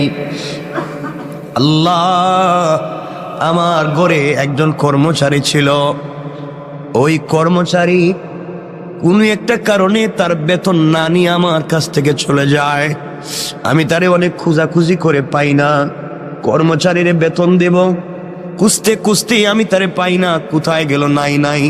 আমি কি করলাম, তার ওই বেতনের পয়সা দিয়া একটা বকরি কিনলাম, আমি একটা বকরি কিনলাম, ওই বকরিরে বড় করলাম, বকরির থেকে অনেক বাচ্চা হলো, বিশাল বড় একটা বাগান হয়ে গেল, বাচ্চা বকরি আর বকরির অভাব নাই। আয় আল্লাহ, শত শত বকরির পাল হয়ে গেল। দীর্ঘ 15-20 বৎসর পরে আমার ওই কর্মচারী দেখি আমার বাড়িতে হাজির, আমাকে ডাক দিয়া বলছে, মালিক, অমুক দিন অমুক তারিখেও আপনার বাড়িতে আমি কর্মচারী ছিলাম, আমার নাম যে এই নাম, আমি কিন্তু চলে গিয়েছিলাম একটা কারণে, আমি আজ আপনার কাছে ফিরে এসেছি, কাজের জন্য আসি নাই, ওই যে আপনার বাড়িতে কাজ করছিলাম, ওই সময় যে পয়সা পাই, আমারে আপনি ওই পয়সাটা দিয়ে দেন, আমি চলে যাই।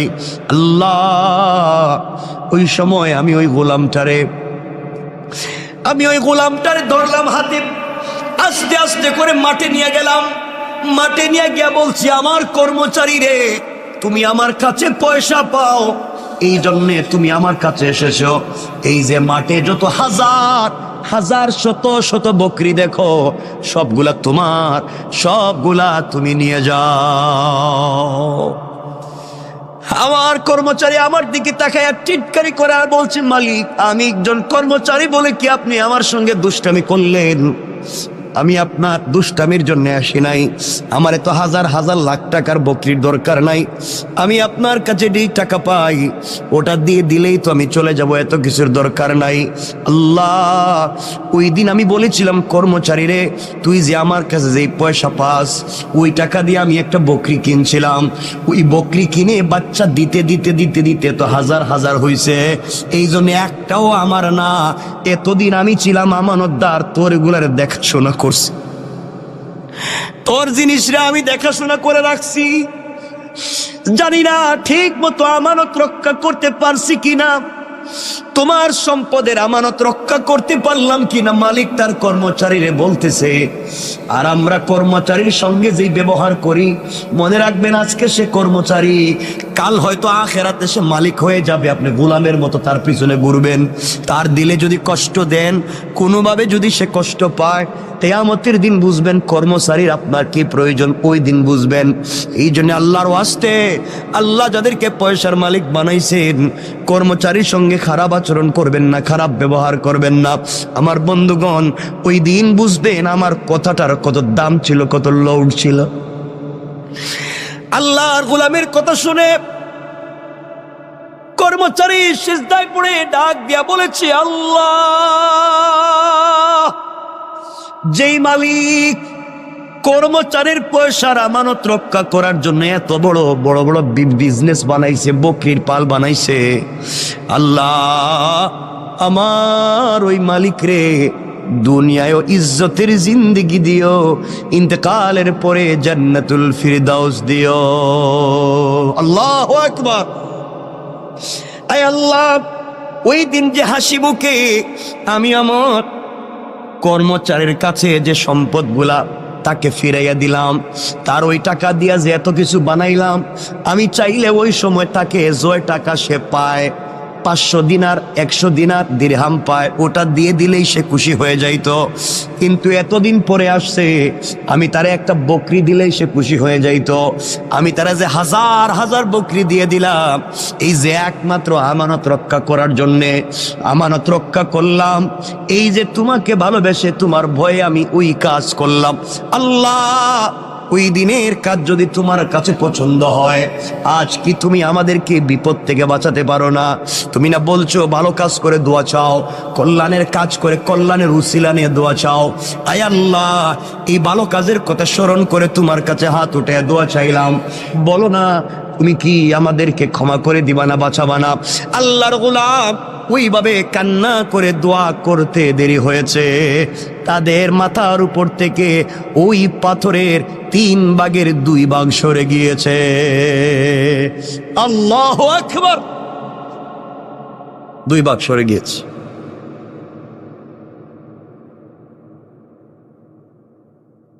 তারা অনেক ট্রাই করছে বের হওয়া যায় কিনা, দেখলো বাইরেও যায় না, ওই আরেকটা ভাগ যাইতেইব। 2 জন বন্ধু যখন আল্লাহর কাছে দোয়া করছে, আল্লাহ তাআলা তাদেরকে বাঁচাইয়া দিয়েছেন। 3 ভাগের 2 ভাগ পাথরটা গর্তের মুখ থেকে সরে গিয়েছে, আরেক ভাগ গেলেই তারা বাইর হইতে পারে। এখন তো 2 জন দোয়া করছে, এখন আরেকজন চিন্তা করছে, আমার জীবনে তো কোনো ভালো কাজ নাই, আমি তো বইলে কিন্তু লাভ হবে না। 2 বন্ধু মিলছে, দোস্ত তুইও কিছু কর, তা আমার জীবনে তো কোনো ভালো কাজ নাই, জানি আমি তো তোদের চাইতেও খারাপ। না, মনে কর তোর কোনো ভালো কাজ আসেনি জীবনে, মনে করে দেখ, থাকলে একটু ক আল্লাহরে, আজকে বাস্তবতে নিলে মরা ছাড়া পথ নাই। এমন সময় গোলাম বলতেছে, ভাই আমারও তো একটা ভালো কাজের কথা মনে পড়ছে। সুবহানাল্লাহ বললেন, জোরে আওয়াজ করে পড়েন না সুবহান। আমার একটা ভালো কাজের কথা মনে পড়ছে, বল না তোর ভালো কাজটা কি? এই সময় 3 নম্বর বন্ধু চোখের পানি ছেড়ে ডাক দিয়া বলতেছে, আল্লাহ, তোমার দেওয়া কপাল তোমার কুদরতের পায়ে লাগাইয়া দিয়েছি, তোমার দেওয়া চোখ থেকে দুফুটা পানি ছেড়ে দিয়েছি, তোমার দেওয়া জবান দিয়ে তোমাকে মনে বড় আশা নিয়ে আল্লাহ বলে ডাক দিয়েছি। তুমি বলছো তোমাকে ডাক দিলে দুনিয়ার সকল মানুষেরা যদি বন্ধ করে দেয় দরওয়াজা, তোমার দরওয়াজা বন্ধ হয় না। আল্লাহ, তুমি বলেছ কোন মানুষ যদি অপরাধ করে, সন্তান যদি অপরাধ করে, মা বাবা হয়তো সন্তানকে ঘর থেকে তাড়াইয়া দেয়। গ্রামের কোন মানুষ যদি গ্রামে অপরাধ করে, গ্রাম মহল্লার মানুষ তাকে এলাকা ছাড়া করে দেয়। আল্লাহ, কোন ছাত্র যদি ক্লাসে অপরাধ করে, টিচার তাকে ক্লাস থেকে বের করে দেয়। কোন মুরিদ যদি পীরের সঙ্গে অপরাধ করে, পীর তাকে খানকা থেকে বের করে দেয়। আয় আল্লাহ, এমনকি মায়ের, যেই মায়ের পেট থেকে বের হয়েছি, সেই মাও তার সন্তানটাকে তাড়াইয়া দিতে পারে। আল্লাহ, কোন নবী তার উম্মতকেও তো তাড়াইয়া দিতে পারে। আয় আল্লাহ, তুমি বলেছো সবাই আমার গুনাহগার গোলামরে তাড়াইয়া দিতে পারে, কিন্তু আমি রব তো আমার গোলামরে নিজের হাত দিয়ে বানাইছি। মা 10 মাস 10 দিন ভাড়াটিয়ার মতো একটা সন্তানরে পেটে নিছে, মাত্র 10 মাস 10 দিন। ওই মায়ের নাড়ি ছেড়া দন কিছু হলেই মা পাগল হয়ে যায়। গোলাম রে, তোর মা তো তোর হাত পা বানায় নাই, তোর মা তোর অক্সিজেন দেয় নাই, তোর মা তোর নাক কান চোখ মুখ দেয় নাই। ও বান্দা, তোর মা তোর লাঞ্চ, কিডনি, বাল, পিত্ত তোলে কিছুই দেয় নাই, সব তো আমি আল্লাহ দিছি। এরপরে 10 মাস তোর মা তোরে পেটে রাখবার পরেও যদি এত দরদ হয়, আমি রব তোরে আমার নিজের হাত দিয়ে বানাইছি। বল না বান্দা, তোর প্রতি আমার কত দরদ আর ভালোবাসা। ও বান্দা, দুনিয়ার সকল মানুষের দরওয়াজা যদি বন্ধ হয়ে যায়, আমি কথা দিলাম বান্দারি, আমার দরওয়াজা তোমার জন্য সকল সময় খোলা থাকবে। বলো না কি চাও? এবার বান্দা ডাক দিয়া বলে, আল্লাহ, আমি একজন বকরির রাখাল, আমি প্রতিদিন বকরি রাখালি করি। বাড়িতে যাই বিকালবেলা, সকালবেলা বাড়ি থেকে বের হই, বিকালবেলা বাড়িতে যাই। যাওয়ার পরে প্রথমে বকরির থেকে দুধ নেই, ওই দুধ নিয়ে প্রথমে আমার বৃদ্ধা মা পাপড়ে খাওয়াই। আমার মা তখন বেঁচে আছেন, আমার মারে দুধ পান করাই। মা ইচ্ছে মতো শান্তি মতো পেট ভরে দুধ পান করবার পরে বাকিটুকুন দুধ নিয়ে আমি আমার সন্তানদের কাছে বন্টন করে দেই। সন্তানেরা পান করে এরপরে ঘুমাইয়া যায়, এরপরে আমরা পান করি। আয় আল্লাহ, একদিন আমার জঙ্গল থেকে, মাঠ থেকে বাড়িতে যেতে যেতে দেরি হয়েছে। বাড়িতে গিয়ে দেখি আমার মা ঘুমিয়ে পড়ছেন। আমার মা বিভোর ঘুমে পাগল, মা ঘুমাইয়া গিয়েছে, মা তো সজাগ না। ঘরে গিয়ে দেখি আমার সন্তানেরা খাবারের জন্য চিৎকার করে কাঁদতেছে। আমি যখন বকরির থেকে দুধ দোহন করি, সন্তানেরা লাইন ধরে গুল হয়ে আমার পাশে বসছে আর বলছে, আব্বা একটু দুধ দেও না, আর সহ্য হয় না, পেটে খিদে লাগছে, রাত্রে যে ঘুমাতে হবে, একটু দুধ দাও। আমি সন্তানের দিকে তাকাইয়াও দেখি নাই কে আমার কাছে দুধ চাইল। এক পর্যায়ে দুধের বাটি হাতে নিলাম, পেয়ালা হাতে নিলাম, মায়ের ঘরে গিয়ে দেখি মা ঘুমিয়ে গিয়েছে। সবগুলা দুধের পেয়ালা নিয়া মায়ের মাথার সামনে দাঁড়ায়া থাকলাম। মা রাত্রে যখন উঠবে আগে তারে পান করাবো, এরপরে আমি আমার বাচ্চাদেরকে পান করাবো। আল্লাহ, আমার বাচ্চাগুলো আমার পায়ের কাছে এসে পা জড়াইয়া কাঁদতেছে, বলতেছে, আব্বা তুমি আমাদেরকে 1 ফোঁটা দুধ পান করাও। সারা রাত সন্তানের কাঁদতে কাঁদতে আমার পায়ের কাছে ঘুমাইয়া গেল। 1 ফোঁটা দুধও আমি সন্তানদেরকে আগে দেই নাই। ওই মায়ের অপেক্ষা করতেছি মা কখন ঘুম থেকে উঠবে। আয় আল্লাহ, ও মুনিব, এইভাবে সারা রাত চলে গিয়েছে। সকালবেলা মা যখন ঘুম থেকে উঠছে, মা আমাকে দেখে তো হতভম্ব হয়ে গেছে। মা বলছে, বাবা তুই কি ঘুমাস নেই? সারা রাত কি করলি এখানে? মা আগেই তুমি ঘুমিয়ে গিয়েছো, তোমাকে দুধ পান করাতে পারি নাই, এই জন্য সারা রাত এখানে দাঁড়াইয়া দাঁড়াইয়া দুধের পেয়ালা হাতে নিয়েছিলাম, তোমার যদি ঘুম ভাঙ্গে আমি তোমার আগে দুধ পান করাবো। মা বলছেন আমার নাতিগুলার অবস্থা এমন কেন? মা ওরা তো আমার কাছে আসছিল এক ফোঁটা দুধ পান করতে, আমি কিন্তু ওদেরকে আগে দেই নাই, আগে বলছি আমার মা, এরপরে তোমরা। ও মা, তোমার জন্য আমি সন্তানদেরকেও পান করাই নাই। আমার মা আমার জন্য তো দু হাত উঠে দোয়া করছে আর বলছে, আল্লাহ আমার সন্তান আমার যে ভালোবাসা দিয়েছে, দুনিয়ায় কোনো বিপদে আমার সন্তানরে ফালাইও না। আয় আল্লাহ, ওই দিনের কাজ একমাত্র তোমাকে খুশি করার জন্য মায়ের জন্য দাঁড়িয়েছিলাম। আয় আল্লাহ তাআলা, চাইলে আমি আমার সন্তানদেরকে দুধ পান করাইতে পারতাম, চাইলে আমিও পান করতে পারতাম, চাইলে আমার স্ত্রীরও পান করাইতে পারতাম। মা যখন উঠবে তখন দিব, মায়ের জন্য তো অপেক্ষা করা দরকার ছিল না। একমাত্র তোমাকে ভালোবেসে, তোমাকে মোহাব্বত করে, তোমাকে পাওয়ার জন্যে, তোমাকে খুশি করার জন্যে আমি যে কাজ করছি, এই কাজটা যদি ওই দিন তোমার কাছে পছন্দ হয়ে থাকে, আজকের বিপদ থেকে আমাদেরকে বাঁচাইয়া দাও ওসিলা নিলাম।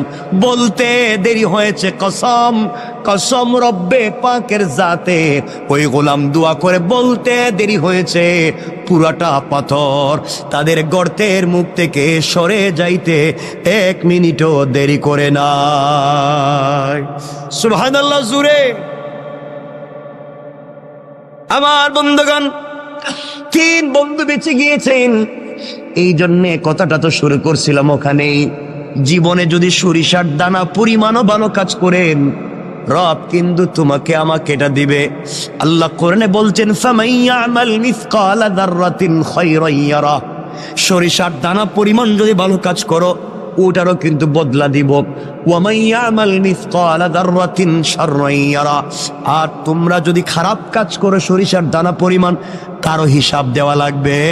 এই জন্যে দুহাত জোর করে যেই কথা শুরুতেই বলছিলাম, দরকারে পায়ে ধরে বললাম, আল্লাহর ওয়াস্তে চলার পথে ভুল তো করবো না, মানুষের হক মারবো না, আমানতের খেয়ানত করবো না, অন্যায় আচরণ করবো না, ছোট থেকে ছোট হলেও আল্লাহকে সন্তুষ্ট করার জন্য ভালো কাজ করব। রব বলে দিয়েছে, তুমি যদি আমাকেই পাওয়ার জন্য ভালো কাজ করো বান্দা, আমি কথা দিলাম তোমার এই ছোট্ট একটা আমলই তোমাকে জান্নাত পর্যন্ত নিয়ে যেতে পারে। পড়েন সুবহানাল্লাহ। আমার কথা কি আপনারা বুঝছেন এতক্ষণে? তাহলে এত আলোচনা করে যেটা বোঝাতে চাইলাম, এই পুরো 1 ঘন্টা কথা বলছি, একটা বিষয় বোঝাবার দিন, যে আমাকে আপনাকে ফিরে যাওয়া লাগবে আল্লাহর সামনে। সরিষার দানা পরিমাণ ভালো কাজ করলেও জবাব দিতে হবে, খারাপ কাজ করলেও জবাব দিতে হবে।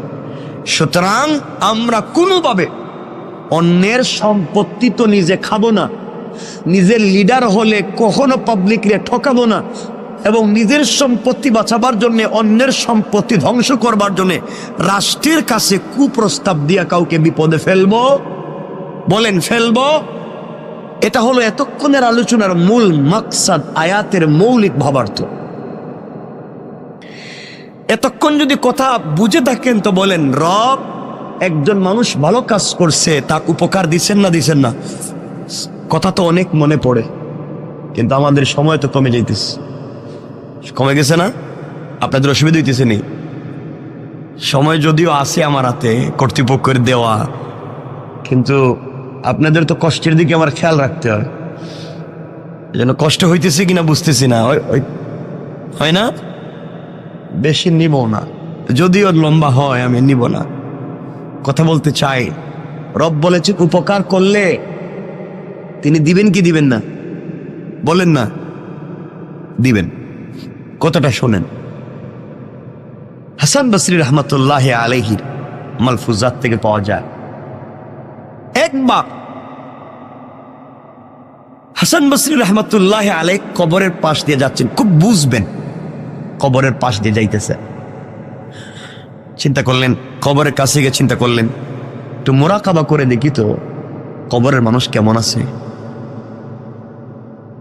মোরাকাবা করলেন, করে দেখেন কবরের মানুষ খুব খুশি, হাসি খুশি, কেউ কষ্টে আছে, কেউ দুঃখে আছে। আর এর মধ্যে একজন মুরব্বী কবরের ভিতরে তার খুব আযাব হইতেছে, একজন মুরব্বীর কবরে খুব বেশি আযাব হইতেছে। আর আবার দেখলেন আরেক জায়গায়, দেখেন আরেকজন মুরব্বী বসে রইছে আর হাসতেছে। তিনি কিছু দুরূদ পড়লেন, তিনি কিছু দোয়া করলেন, এই সওয়াবগুলো আল্লাহ তাআলা কবরে পৌঁছাইয়া দিলেন। সুবহানাল্লাহ পড়েন না? তিনি তাকাইয়া দেখেন কবরের সকল মানুষ লাইন ধরে এসে এই সওয়াবগুলা নিয়ে যায়। এক মুরব্বী বসে রইছে কর্নারে, ও আয় না, উঠে না। হাসান বসরি বলেন, মোরাকাবায় তাকে জিজ্ঞেস করলাম, বাবা কবরের মানুষ কি বিপদে আছে? আমি সূরা ফাতিহা তিলাওয়াত করলাম, সূরা ইখলাস পড়লাম, এর সওয়াব যখন কবরে পৌঁছাইলাম সব মানুষ এসে নিয়ে যায়, তুমি এদিকে আসতেছো না, ঘটনা কি? কয় আমার দরকার নাই। দরকার নাই কেন? কয় আমার একটা ছেলে আছে, অমুক বাজারে দোকানদারি করে, ওই ছেলে প্রতিদিন আমার জন্য কোরআন তিলাওয়াত করে সওয়াব আমার কবরে পৌঁছাইয়া দেয়। আমি আমার সন্তানের উপরে খুশি, সন্তান সারাদিন বাজারে দোকানদারি করে, ফাঁকে ফাঁকে সময় পাইলেই আমার জন্য তিলাওয়াত করে সওয়াব পাঠায়। এই জন্য আমার তাড়াহুড়া নাই, আমি একটা ছেলে রেখে আসছি দুনিয়ায়, খুব ভালো। ওই ছেলেটা আমি বাপরে বইলা যায় নাই, এই জন্য সন্তানরে ভালো মানুষ বানাইছিলাম। কবরে আসার পরে সন্তান আমার জন্য দোয়া দুরূদ পড়ে আমার জন্য আমল পাঠায়। আর আমরা এমন সন্তান রাইখা যাই, বাপ মারা যাওয়ার আগেই এর মাইরে ফেলায়। কথা বলেন না কেন? মা বাপ মারা যাওয়ার আগে এমন কষ্ট দেয়, তো এমনি জিন্দা মরে যায়, খাবার দেয় না, বউরে নিয়ে আলাদা থাকে, মা বাপরে দেখতে পায় না, মা বাপের সঙ্গে ভালো আচরণ করে না, স্ত্রী সন্তান যা বলে তাই শুনে, মা বাপকে এই ভালো জায়গায় রাখতে চায় না, মা বাপের ঠিক মতো ঔষধপাতি দেয় না, খবরাখবর রাখতে পারে না, মা বাপকে পয়সা দিলে হিসাব করে। এই সমস্ত নাফরমানি আমাদের ভিতরে হর হামেশা হয়ে গেছে, ঠিক না? হাসান বসরি বলেন, আমি মোরাকাবা শেষ করব, একজন মুরব্বী খুব কাঁদতেছেন, আযাব হইতেছে। আমি জিজ্ঞেস করলাম কারণ কি? মুরব্বী বলছেন, বাবা আমার একটা মেয়ে আছে। কি আছে? খুব দুশ্চরিত্রা, খারাপ খারাপ কাজ করে বেড়ায়, আর ও যত গুনার কাজ করে ওর গুনার কাজের ভাগ আমার কবরে আসে, আমি পাই। কারণ মেয়েটারে ভালো বানাইতে পারি নাই, যেন বাপ হিসাবে আমি মেয়েরে কেন ভালো বানাইতে পারলাম না। ওই মেয়ে খারাপ কাজ করলে আমার কাছে গুনাহ চলে আসে, আর ওই বেচারা বলতেছে আমার ছেলে দুনিয়া তেলাওয়াত করে আমার কাছে সওয়াব চলে আসে। অর্থাৎ সন্তানকে যদি ভালো মানুষ বানাইয়া যেতে পারেন, সন্তান ভালো কাজ করলে তারও একটা অংশ পাবেন, সন্তান খারাপ কাজ করলে তারও একটা। তিনি বললেন, বাবা আমার মেয়েটা অমুক গ্রামে থাকে, তুমি যদি পাও, আমার মেয়েটার একটু বইল আমার জন্য, আমি বাপের জন্য যেন একটু ইসালে সওয়াব করে, কোনো একটা কিছু করে, আমার কষ্ট আর সহ্য হয় না, কেন মেয়েটা খারাপ কাজ ছাড়ে না। আল্লাহর ওলি হাসান বসরি রহমতুল্লাহ আলাইহি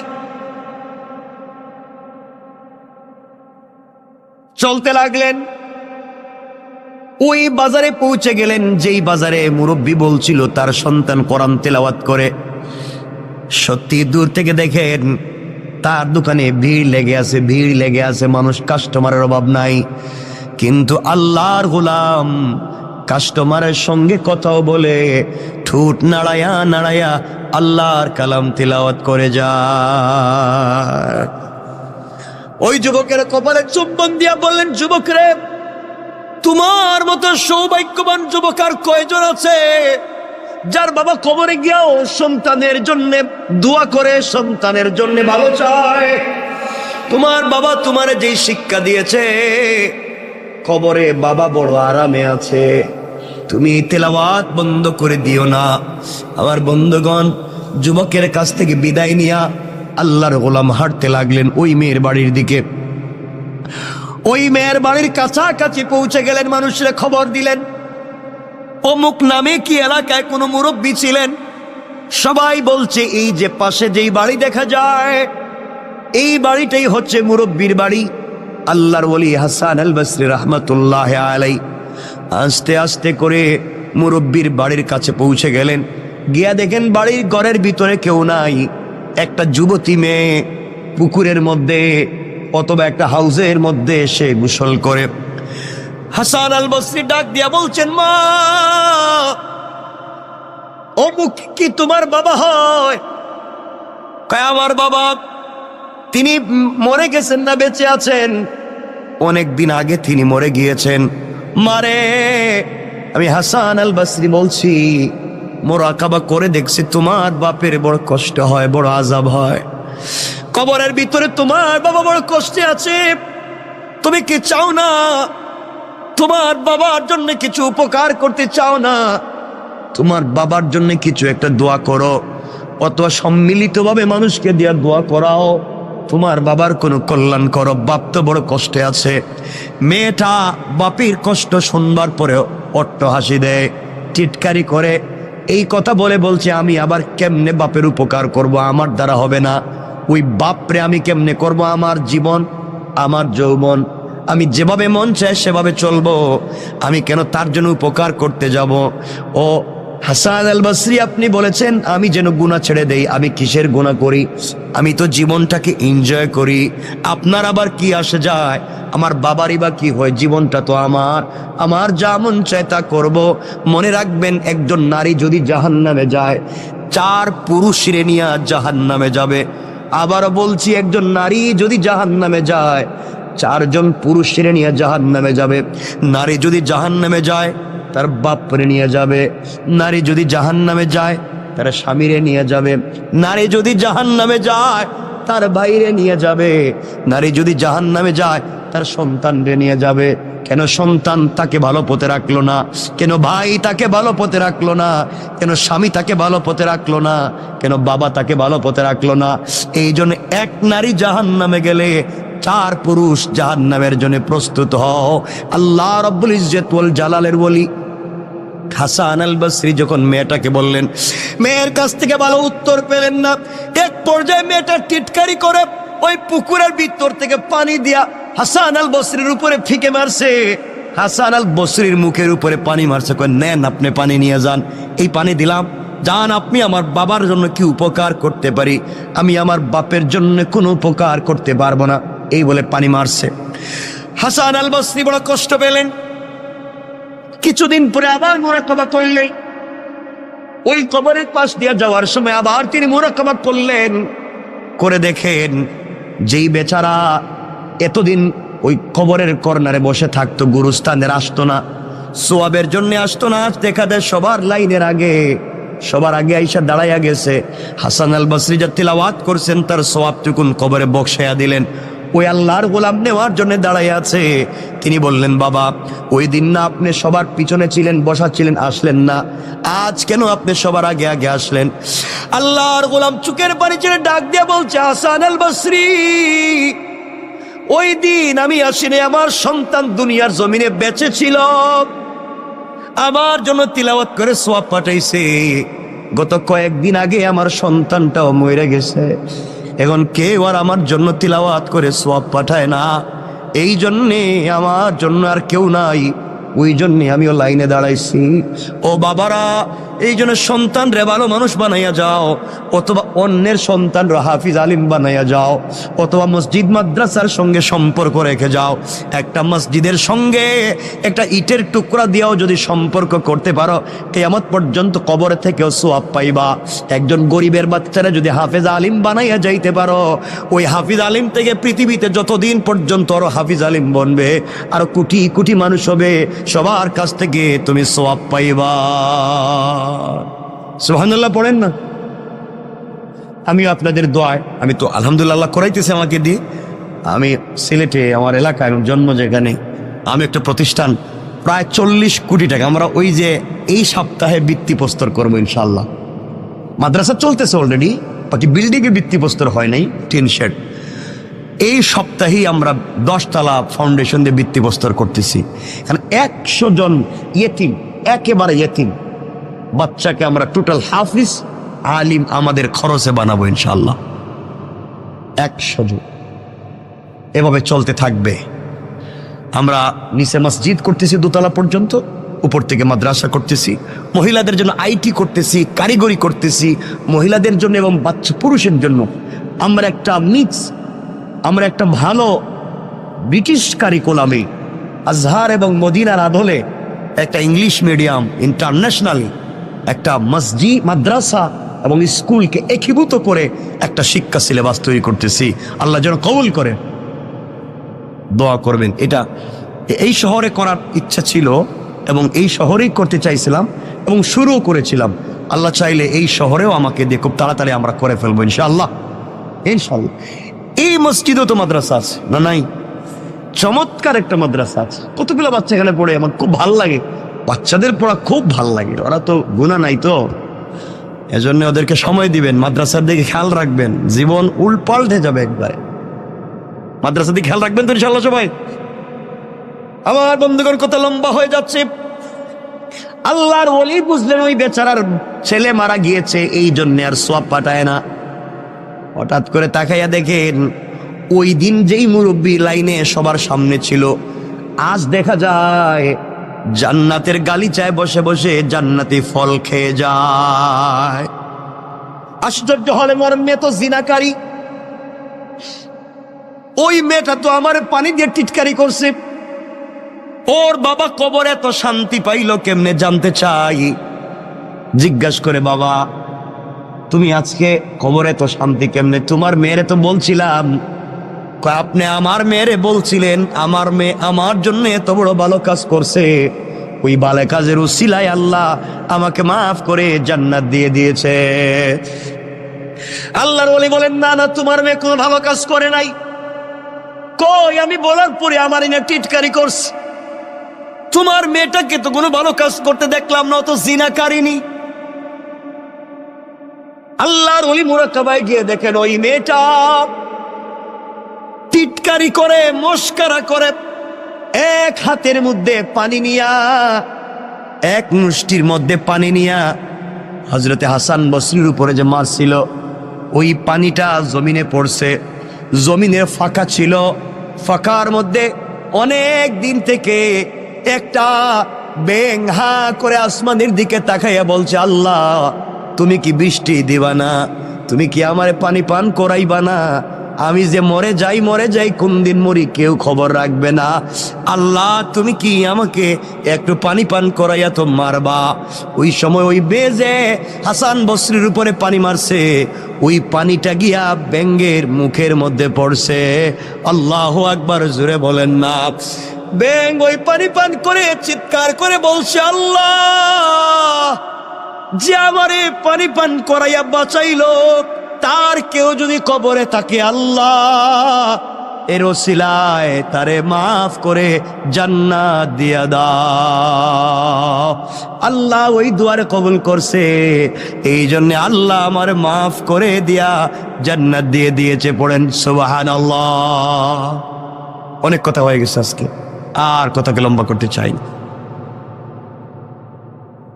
আমার জন্য দোয়া আছে, আপনাদের জন্য দিল থেকে দোয়া থাকবে। আল্লাহ তাআলা আমাদের সবাইকে কবুল করুক। আজকে কোথায়, আমি তো চাইছিলাম তাফসির করতে, আজকে আমার মন চাইছিল, আমি রেডিও করছিলাম,